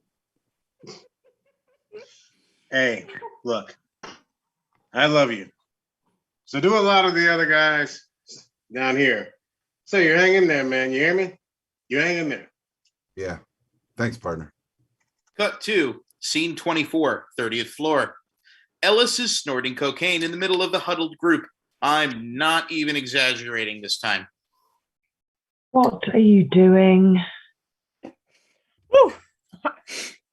You know what? I'm tired of sitting here, waiting to see who gets us killed first, them or your husband. He stands, greasy, and straightens his tie. What are you going to do? Hey, babe, I negotiate $1 million deals for breakfast. I think I can handle this Euro trash. Hey, Sprechen Sie talk? Huh? In Hans's office, he's telling Carl what a bad terrorist he is. If you'd listened to me, he would be neutralized already. Don't want neutral. I want dead. There's a knock at the door. I hope I'm not interrupting. What does she want? It's not what I want. It's what I can give you. Carl wants to kill him immediately, but Hans shakes his head and turns back to Ellis. Look, let's be straight, okay? It's obvious you're not some dumb schmucks up here to snatch a few purses, am I right? You're very perceptive. Hey, I watch 60 Minutes. I say to myself, these guys are professionals. You know, they're motivated, they're happening, they want something. Now, personally, I couldn't care less about your politics. That's none of my business. I figure you're here to negotiate. Am I right? The previous line was edited to remove a number of offensive terms for ethnic groups. What a dick. You're amazing. You figured this all out already? Hey, business is business. You use a gun, I use a fountain pen. What's the difference? Let's put it in my terms. You're here on a hostile takeover and you grab us for some green mail, but you know, you didn't expect some poison pill was going to be running around in the building. Am I right? Hey, Hans, Booby, I'm your white knight. Clearly, I haven't done enough cocaine. What the fuck are you saying? The guy upstairs who's fucking things up, I can give him to you. Ellis sits down. He smiles with so many teeth, and they're all somehow caked in cocaine. Cut to scene 25, McClaine and ALCARL on the radio. The Twinkies are great, huh? Yeah, I'm more of a cookie man myself. You got any kids? Yeah, 2. Sure hope I can see them swinging on the jungle gym with ALCARL Jr. someday. Well, now that's a dig. But you're going to have to bring me ice cream. Touching, cowboy. Oop. Touching, cowboy. Touching. Hans breaks into the conversation because now everyone is able to hear everyone on the same channel again. Y'all know how radios work differently every 20 minutes. Or can I call you Mr. McClaine? Mr. Officer John McClaine of the New York Police Department? While McClaine tries to figure out how they know that, the reporter Thornburg, who can also hear everything, sends Betty Spaghetti to find out more about McClaine from New York in the middle of the night on Christmas Eve before the internet. Shouldn't take long. Sister turned gray. My friends call me John. You're neither. Yet. I have someone who wants to talk to you, a very special friend who has with you at the party tonight. McClaine is terrified it'll be Holly. Hey, John boy. Ellis? Yeah. Now, listen, John, okay? They're giving me a few minutes to try to talk some sense into you. I know you think you're doing your job, John, and I can appreciate that, but you're just dragging things out. Look, no one gets out of here until these guys can talk to the LA police. And that just ain't gonna happen until you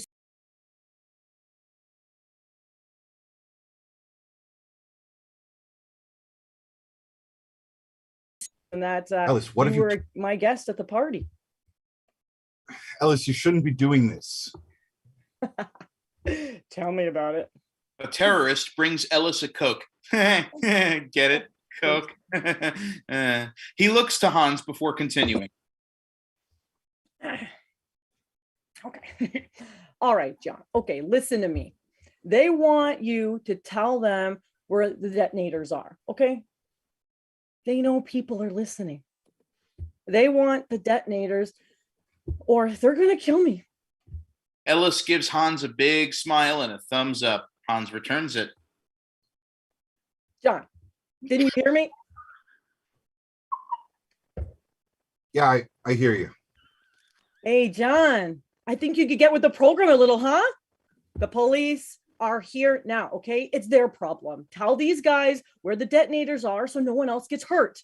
You know, I'm putting my life on the line here, pal. Ellis, listen to me very carefully. John. Shut up, Ellis. Just shut your mouth. Stupid coke mouth. Put Hans back on the line. Hans, this shithead does not know what kind of man you are, but I do. Good. Then you'll give us what we want and save your friend's life. You're not a part of this equation. It's time to realize that. Hans takes out his gun. Hey. What am I? Okay, a method actor, Hans? Babe, put away the gun, okay? This is radio, not television. Hans, this asshole is not my friend. I just met him tonight. I don't know him. Jesus Christ, Ellis, these people are going to kill you. Tell them you don't know me. John, how can you say that after all these years, you know? Huh? Johnny. Ellis looks at Hans and shrugs.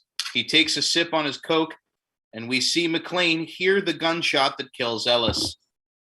Hostages scream, and Holly looks scared.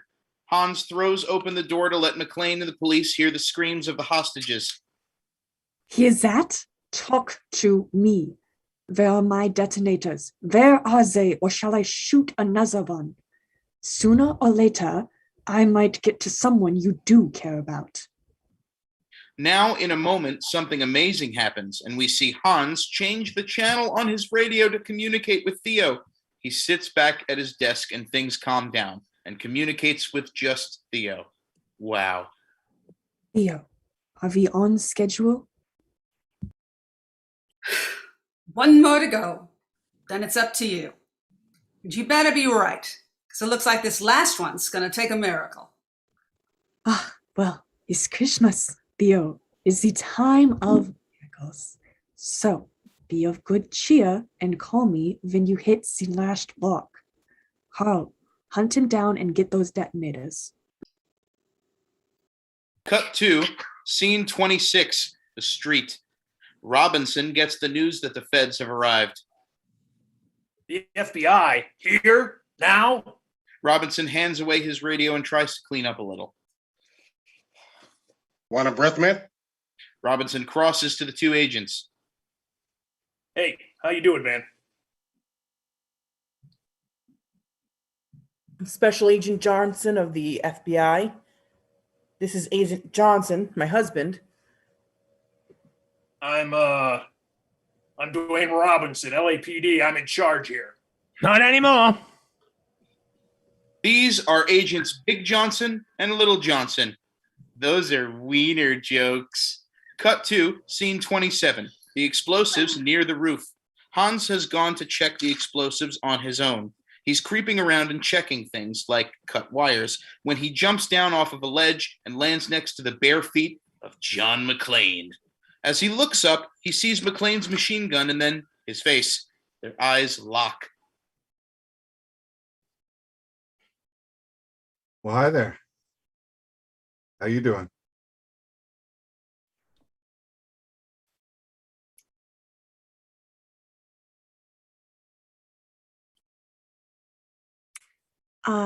Curious. You want, wow. Hi. Please don't hurt me. You're one of them, right? Aren't you? I'm sorry, I'm babbling. Hans is using an American accent. McClaine, feeling some electricity, needs to know who this new person is. Hey, whoa, relax. I'm not going to hurt you. What are you doing up here? I wanted to get to the roof to signal for help. It's through here. Hans tentatively tries to lead him towards where he left his gun on a shelf, but he's conflicted. It was one thing hearing this strong man's voice on the radio, but seeing him in action?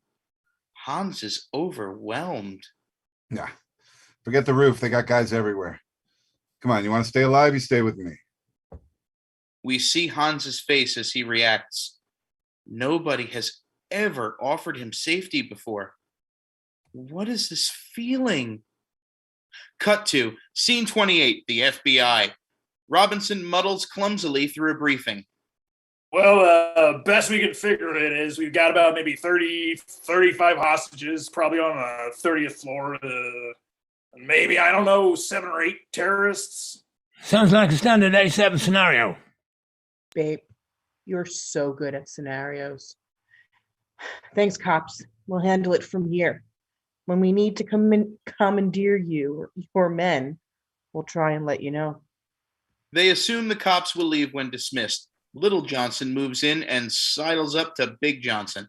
They share a quick glance and smile. Little Johnson leans in and kisses Big Johnson sweetly on the cheek and then passionately on the mouth. Aren't you forgetting something? Johnson and Johnson turn, jolted out of their private moment. Such as? John McClaine? He's inside? Who is he?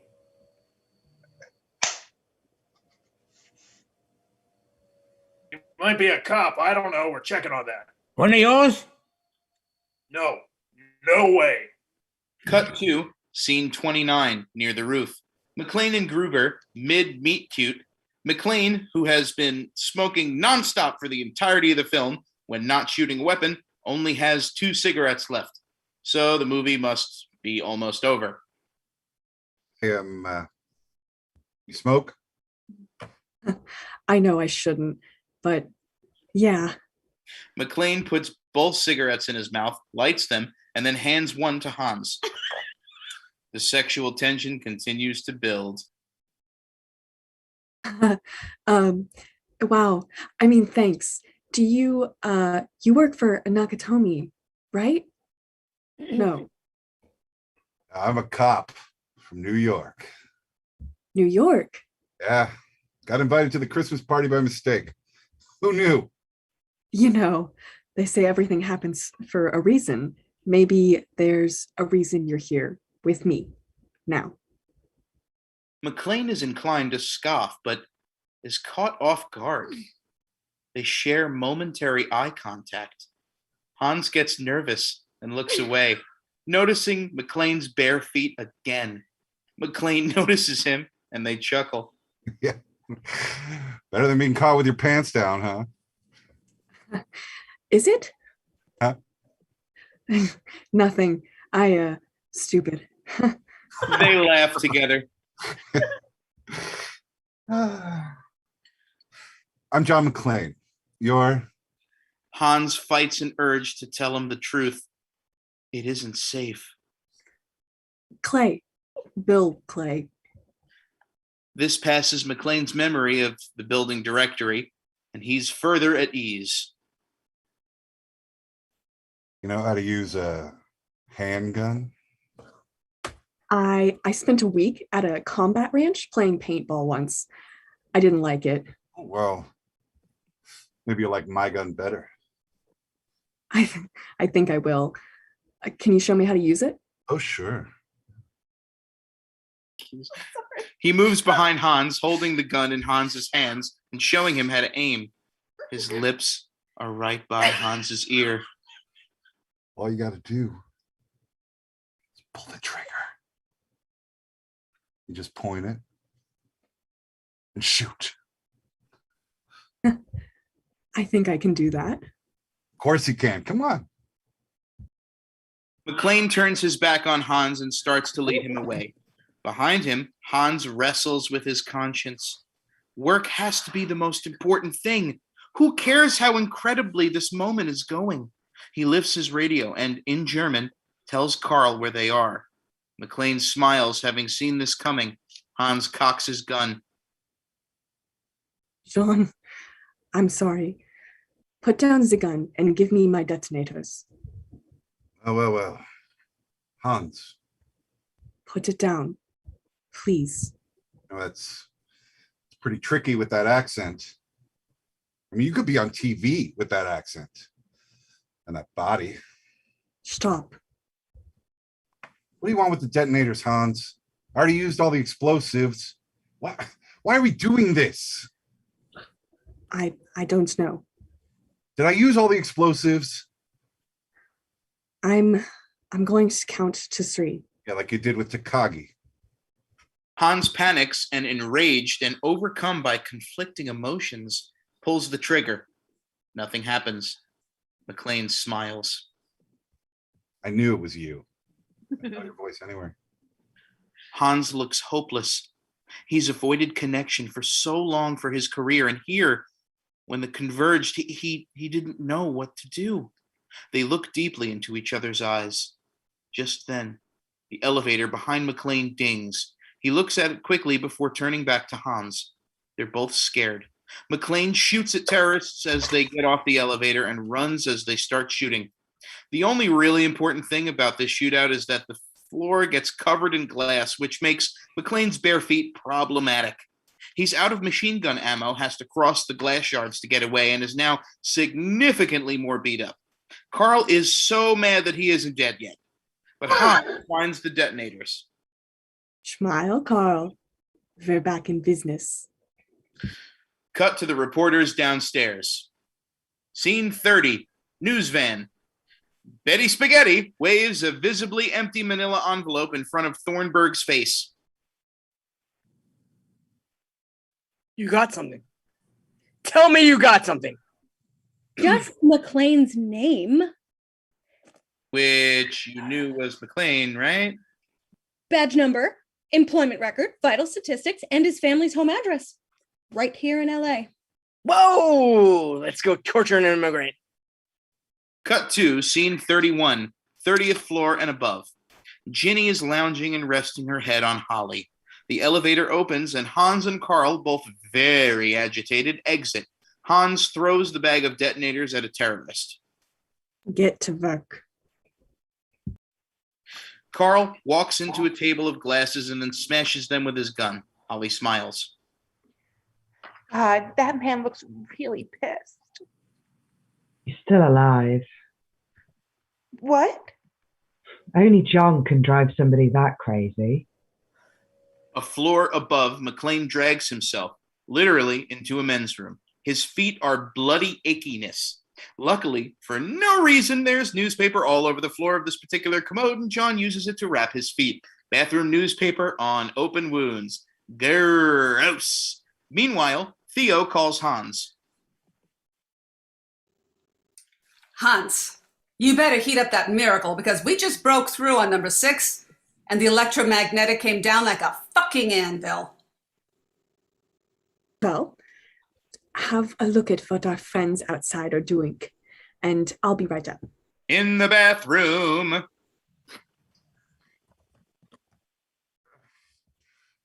Oh, this really hurts.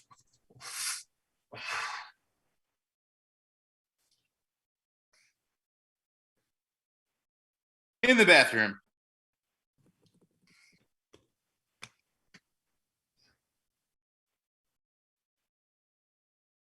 Dante, are you there? Sorry, give me a second. Yep. My computer just got lost right there for you. Losing a lot of blood here. Hey, John McClaine? You still with us? Yeah, but all things being equal, I'd rather be in Philadelphia. Chalk up 2 more bad guys. The guys down here will love that. You know, we got a pool going on you. Oh, yeah? What kind of odds am I getting? You don't want to know. Well, put me down for 20. I'm good for it. ALCARL laughs that Carl Winslow laugh that makes you feel warm and fuzzy inside. Jolly, jelly like a bowl full of jelly.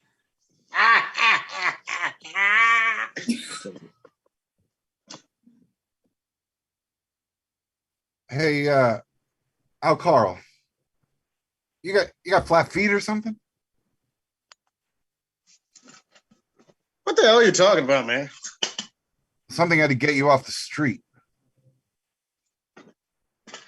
What's the matter? You don't think jockeying papers across the desk is a noble effort for a cop? No. I had an accident. The way you drive, I could see why. What'd you do? Run over your captain's foot with a car? I shot a kid.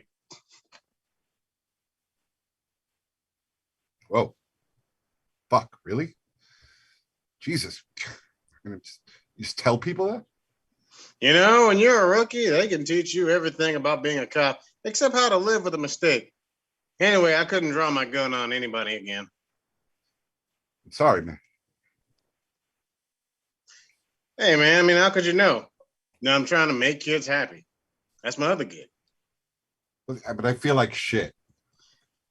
Well, then this won't matter. The LAPD is out and the FBI is in. Feds. You got it. Theo watches with Hans as the FBI and the city engineers work on the street. They're shutting down the power so that they can have an advantage over the terrorists. It won't work out their way. Regular as clockwork. The circuits that we can't cut will be cut automatically in response to a terrorist incident. You asked for miracles, and I give you the FBI. The power in the building goes out. Emergency power activates some lighting. ALCARL, talk to me. What's going on? Ask the FBI.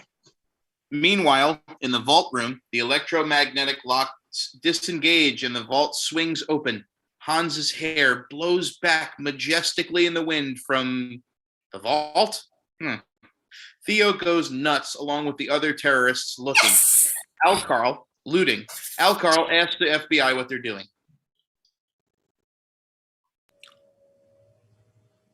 What the hell are we going to do now? We've shut them down. We've let them sweat for a while. Then we give them helicopters. Right up the ass. This is Agent Johnson. No, the other one. I want air support ready to lift off in 5 minutes. Damn right. Fully armed. We're on our way. ALCARL is concerned. Upstairs, Hans calls down. I wish to talk to the FBI. This is Special Agent Johnson of the FBI. Helicopters are en route as you requested.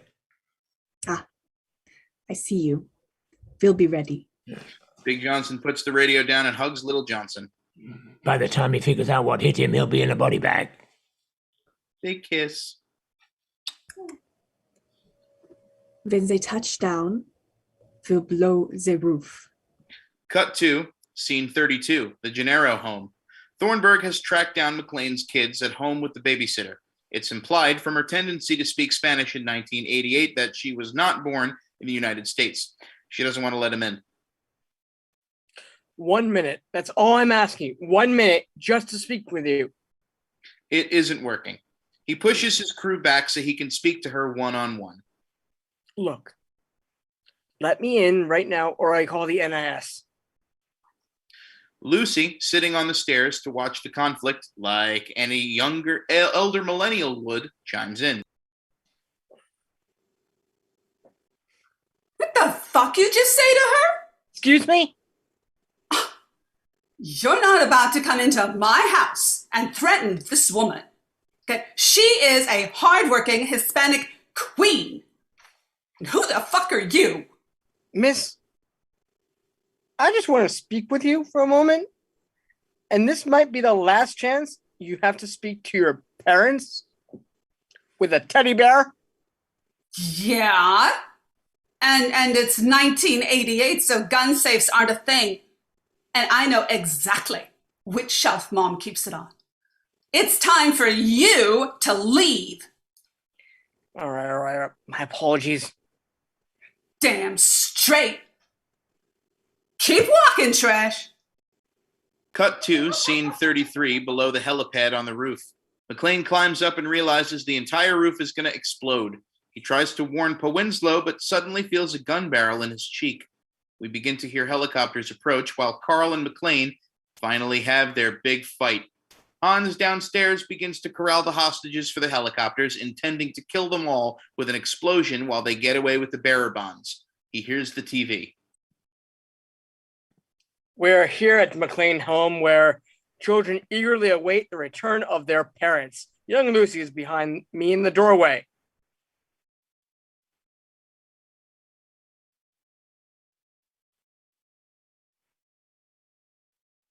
Well, I think she's not behind me in the doorway, but okay. Well, she is just behind me in the doorway.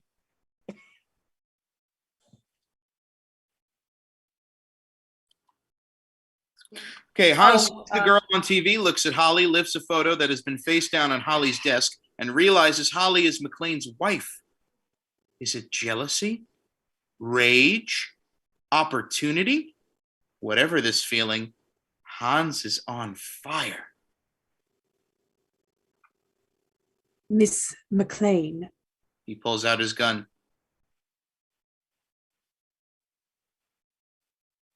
How nice to make your acquaintance. He fires at the ceiling, all patience gone. The hostages freak. On your feet, everyone. To the roof. Take them back up here and come right back. He grabs Holly, who for the first time does look terrified before she can join the others. Upstairs, McClaine is getting his ass kicked, German style. We're not exploring it because in the shooting script, the original dialogue contained a homophobic slur. The Reagan era. On the helicopter, the Johnsons discuss their plan. They're holding hands, little Johnson's head on Big Johnson's shoulder. What do you figure the breakage? I figure we take out all the terrorists, lose 20-25% of the hostages, tops. I can live with that. Yeah. Keep this thing on deck. They're expecting transports. No, not gunshots. The helicopters swoop between buildings just above the street on the way to Nakatomi. They see their plan is to shoot the terrorists and hostages when they're on the roof, and the terrorists are going to blow them and the hostages up when they try to land. So the only ones dying here are the hostages. Terrorists hustle the hostages up to the roof while Hans brings Holly to the vault. Here, a little bonus for us. Please, sit down. He pushes her onto the floor. Hey! A policeman's wife might come in handy. McClaine, I have some news for you. McClaine? He's still fighting with Carl. Ultimately, they fight up some stairs. McClaine grabs some chains, wraps them around his neck, and hangs him from the ceiling. Merry Christmas! Back in the vault, Theo arms the roof detonators, and Hans collects the bearer bonds. Armed. After all your posturing, all your little speeches, you're nothing but a common thief. He lunges at her. I am an exceptional thief, Miss McClaine. And since I'm moving up to kidnapping, you should be more polite. Down on the streets, the cops watch with the helicopters approach. I don't like this, Sarge. The choppers circle the tower. Inside, Big Johnson is pumped. Yeehaw, just like fucking Saigon, eh, babe? I was in junior high, Daddy. McClaine arrives on the roof with the hostages and tries to find Holly. Where's Holly? Where's Holly Gennaro? Where? The vault! The vault! Where is the vault? The 30th floor up the stairs! Get downstairs, all of you. The whole fucking roof is wired to blow. Get down! They don't move. The approaching helicopter is confusing them. He fires above their heads, so they'll run. They made us. You got terrorists shooting hostages. I see it. Bank left. Nail that sucker. And now the FBI is shooting at the roof. McClaine runs. The hostages re-enter the 30th floor, screaming. There's something wrong. They're coming back down. Blow the roof. But Carl's up there. Blow the roof. He grabs the detonator. McClaine on the roof grabs a fire hose, ties it around his waist, and jumps off the roof. Just as the helicopter reappears behind him and Hans blows the roof. So action-y. When the hose goes as far as it can, McClaine shoots out a glass window to get back into the building and almost falls as the weight of the fire hose drags him towards a shattered window's edge. But he doesn't die. Chopper crashes, though. Holy Christ. We're going to need some more FBI guys, I guess. McClaine, having landed on the 30th floor conveniently, climbs through the ruined former opulence to find Holly. We can hear her. What are you going to do? Sit here while the building falls down around your ears?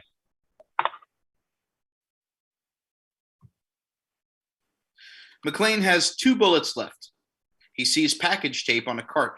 As the terrorists run with stacks of bearer bonds, McClaine emerges from the darkness, a hot mess, holding his empty machine gun.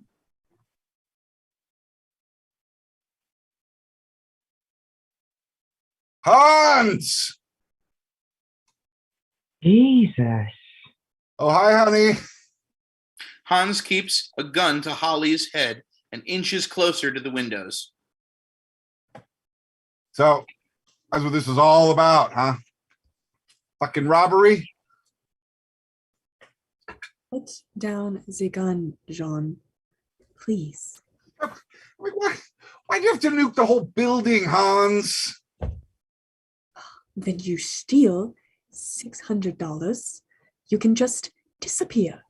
When you steal 600 million, they will find you.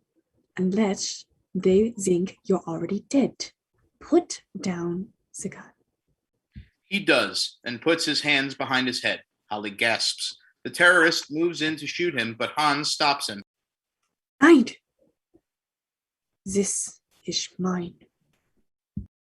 Well, you got me. Didn't have to be like this, John. You know, you made a pretty good cowboy yourself, Hans. What was it you said to me before? Yippi-kay-yay, motherfucker? They laugh. The tension is broken. Hans is genuinely regretful. For a moment, he'd let himself consider what a life centered on something other than thievery could be. That security, the warmth. But now there was no way out. McClaine, too, is conflicted. Hans and Holly. The past and what he'd thought maybe could be the future. He couldn't have both. While they all laugh, the gun taped to McClaine's back is revealed. They keep laughing. Hans raises his gun to shoot McClaine, but McClaine grabs his back gun. He shoots Hans in the shoulder and the terrorist between the eyes. Those were his 2 bullets. Happy trails, Hans. Hans doesn't let go of Holly, and he stumbles back towards a shattering window. He's dragging her with him. She screams, and everyone on the street can see the scene unfolding. He hangs off of her arm for a moment, while McClaine tries to free Holly from his grasp. Their eyes meet, and McClaine realizes he may never be free of this man's grasp. Holly's watch band breaks, sending Hans into a free fall. They can't look away, and their look says more than words ever could.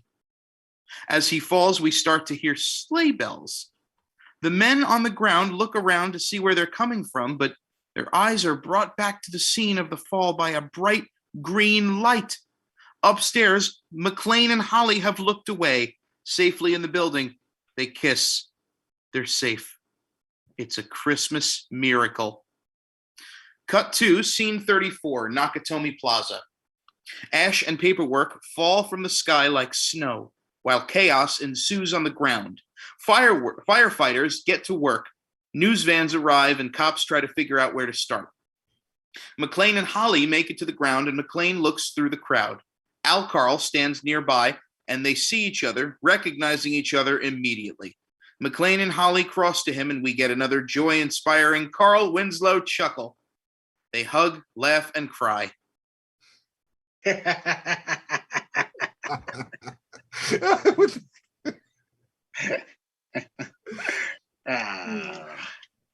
ALCARL, this is my wife, Holly. Holly Gennaro. Hello, Holly. McClaine. Hello, Holly. You got yourself a good man. You take good care of him. A scream is heard behind them as Carl, literally back from the dead after being both hanged and blown up, appears with his gun. He rears up and prepares to shoot, but is shot before he can. We see ALCARL holding up a gun. Seems he could shoot more people, after all, or at least zombies. Argyle, having crashed into Theo's truck, single-handedly saving the money, I guess, crashes out of the parking garage gate. Why couldn't he do that several hours ago? We'll never know. This one's with me. I'll see you around, ALCARL. Ollie and McClaine walk towards the limo. You bet. I got to get moving. Lots of houses to visit and cookies to eat.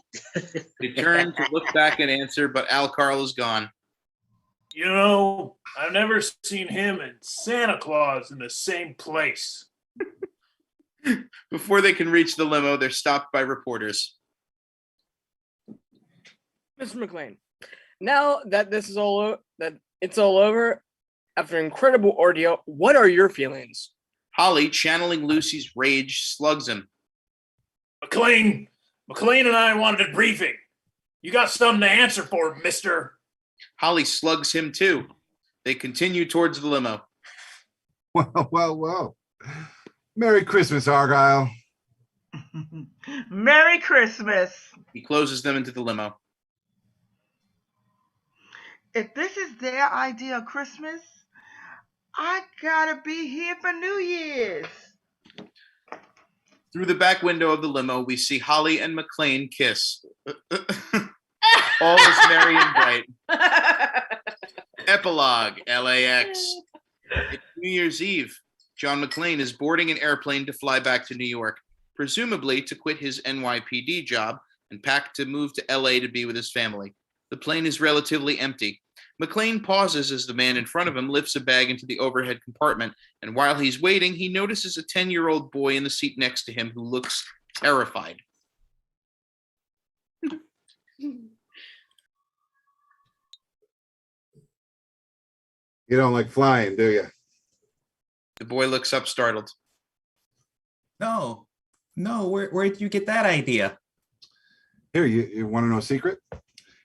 When you get where you're going, take off your shoes and socks and walk around on the rug barefoot and make fists with your toes. Fists with my toes? What the fuck? What did you just tell my son to do? No, it helps with the nervousness. You want to see my 10-year-old's feet? No, I... Fuck off, you pervert! All right, Jesus. He continues down the aisle and takes his window seat. We hear... Ladies and gentlemen, welcome to Flight 1231 with direct service to New York LaGuardia Airport.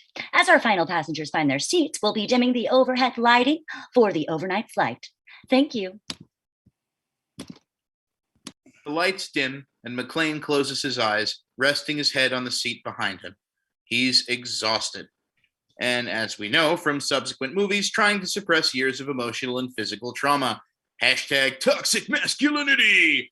Someone settles into the aisle seat next to him.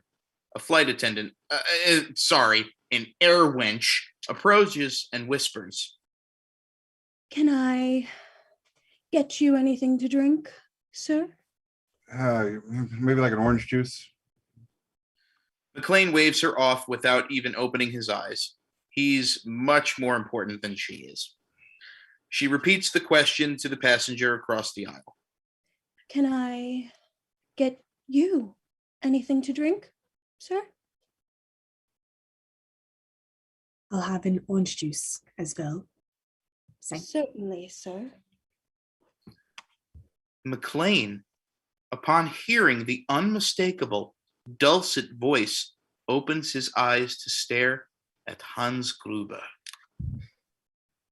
How the hell are you here?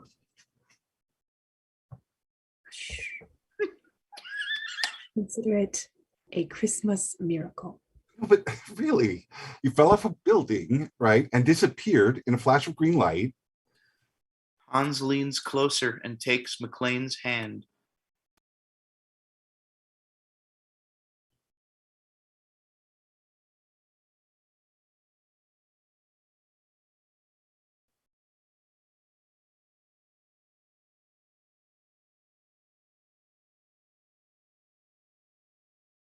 Oh, no, Max. Oh no, Max! It was all a fever dream, the whole thing. What's happening? Hayley, do you want to read it? Oh, where? No. Well, we'll be on a quick hold really quick. Why not? Okay, yeah, let's hold. Oh man, Okay, it builds up the suspense. it does. Yeah, there are no more lines in our. Oh, hey, that. Yeah, there's 2 more pages. Yeah. You guys don't have any more? No. Oh. Oh. That happened. No, there's 2 more pages. A second. Yeah. You're doing great. Here, let me post I'll post the link. Wow. Okay. Is everybody missing 2 pages? I wasn't. I was able to download. Oh, is it that? I wonder if that's that page 82 thing with the weird Google Doc Drive thing. What happens? Well, apparently at the end of, for some reason, when the Google Doc reaches to page 80, it cuts off. Well, but it's a PDF in Google. I can send the PDF. Hold on. Yeah, if you want to do that, I'm gonna post the link again. Sorry, everybody. It's okay. Could try that. I don't know. My linked Google Doc has the 82, but I don't know. Won't be able to follow along like Google Doc, but it's only 2 pages.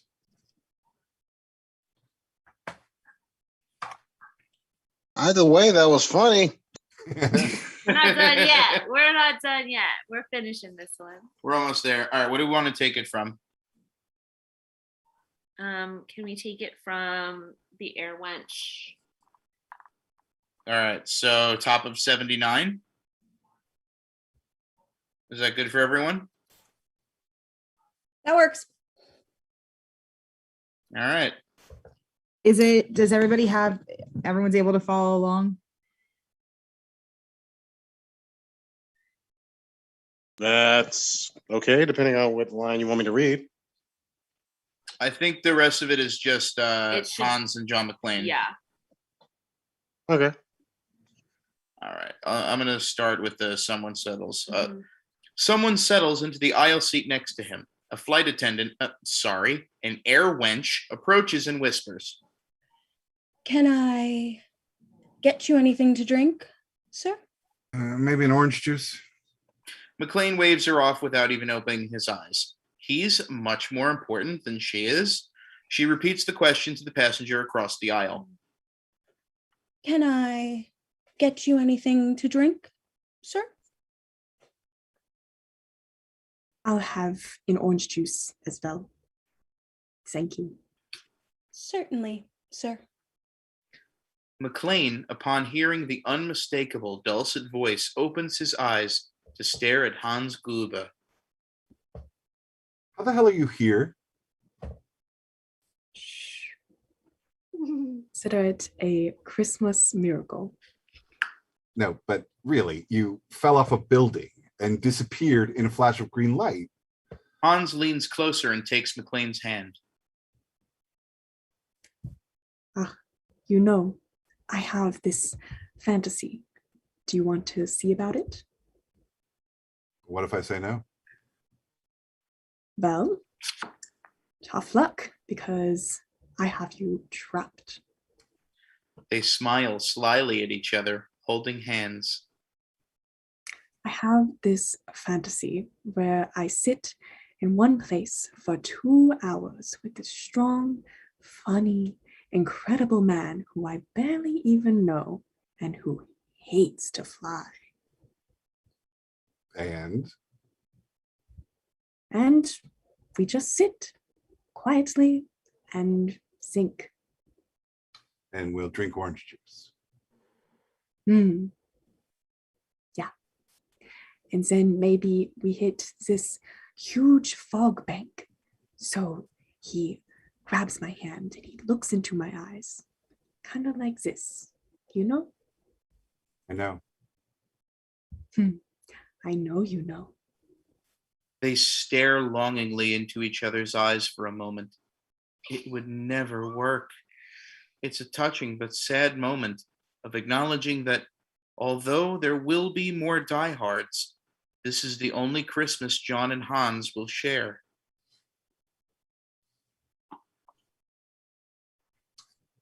And then what? Well, maybe we land in New York and I'll hop on the next flight back to wherever I came from.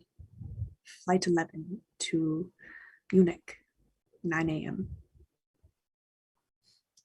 We just say goodbye. And we never have to see each other again. What's the point? There is no point, except if we get hit by a bus someday, at least we'll know we had those few hours together and we won't ever have to wonder. And nobody will know. So no one will ever be the wiser. Except us. The plane tilts as it lifts off the ground, the two men staring deeply into each other's eyes. As the camera pans back, Hans nestles his head onto McClaine's shoulder. The end.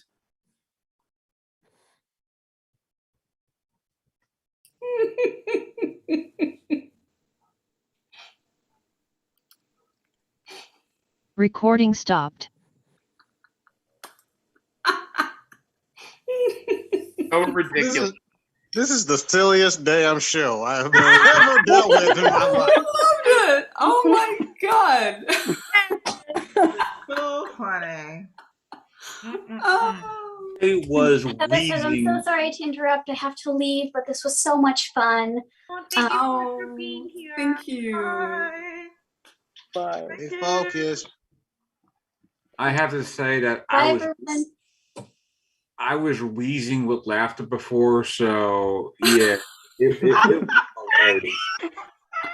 Same. Yeah, I was missing cues because Laurel was like hysterical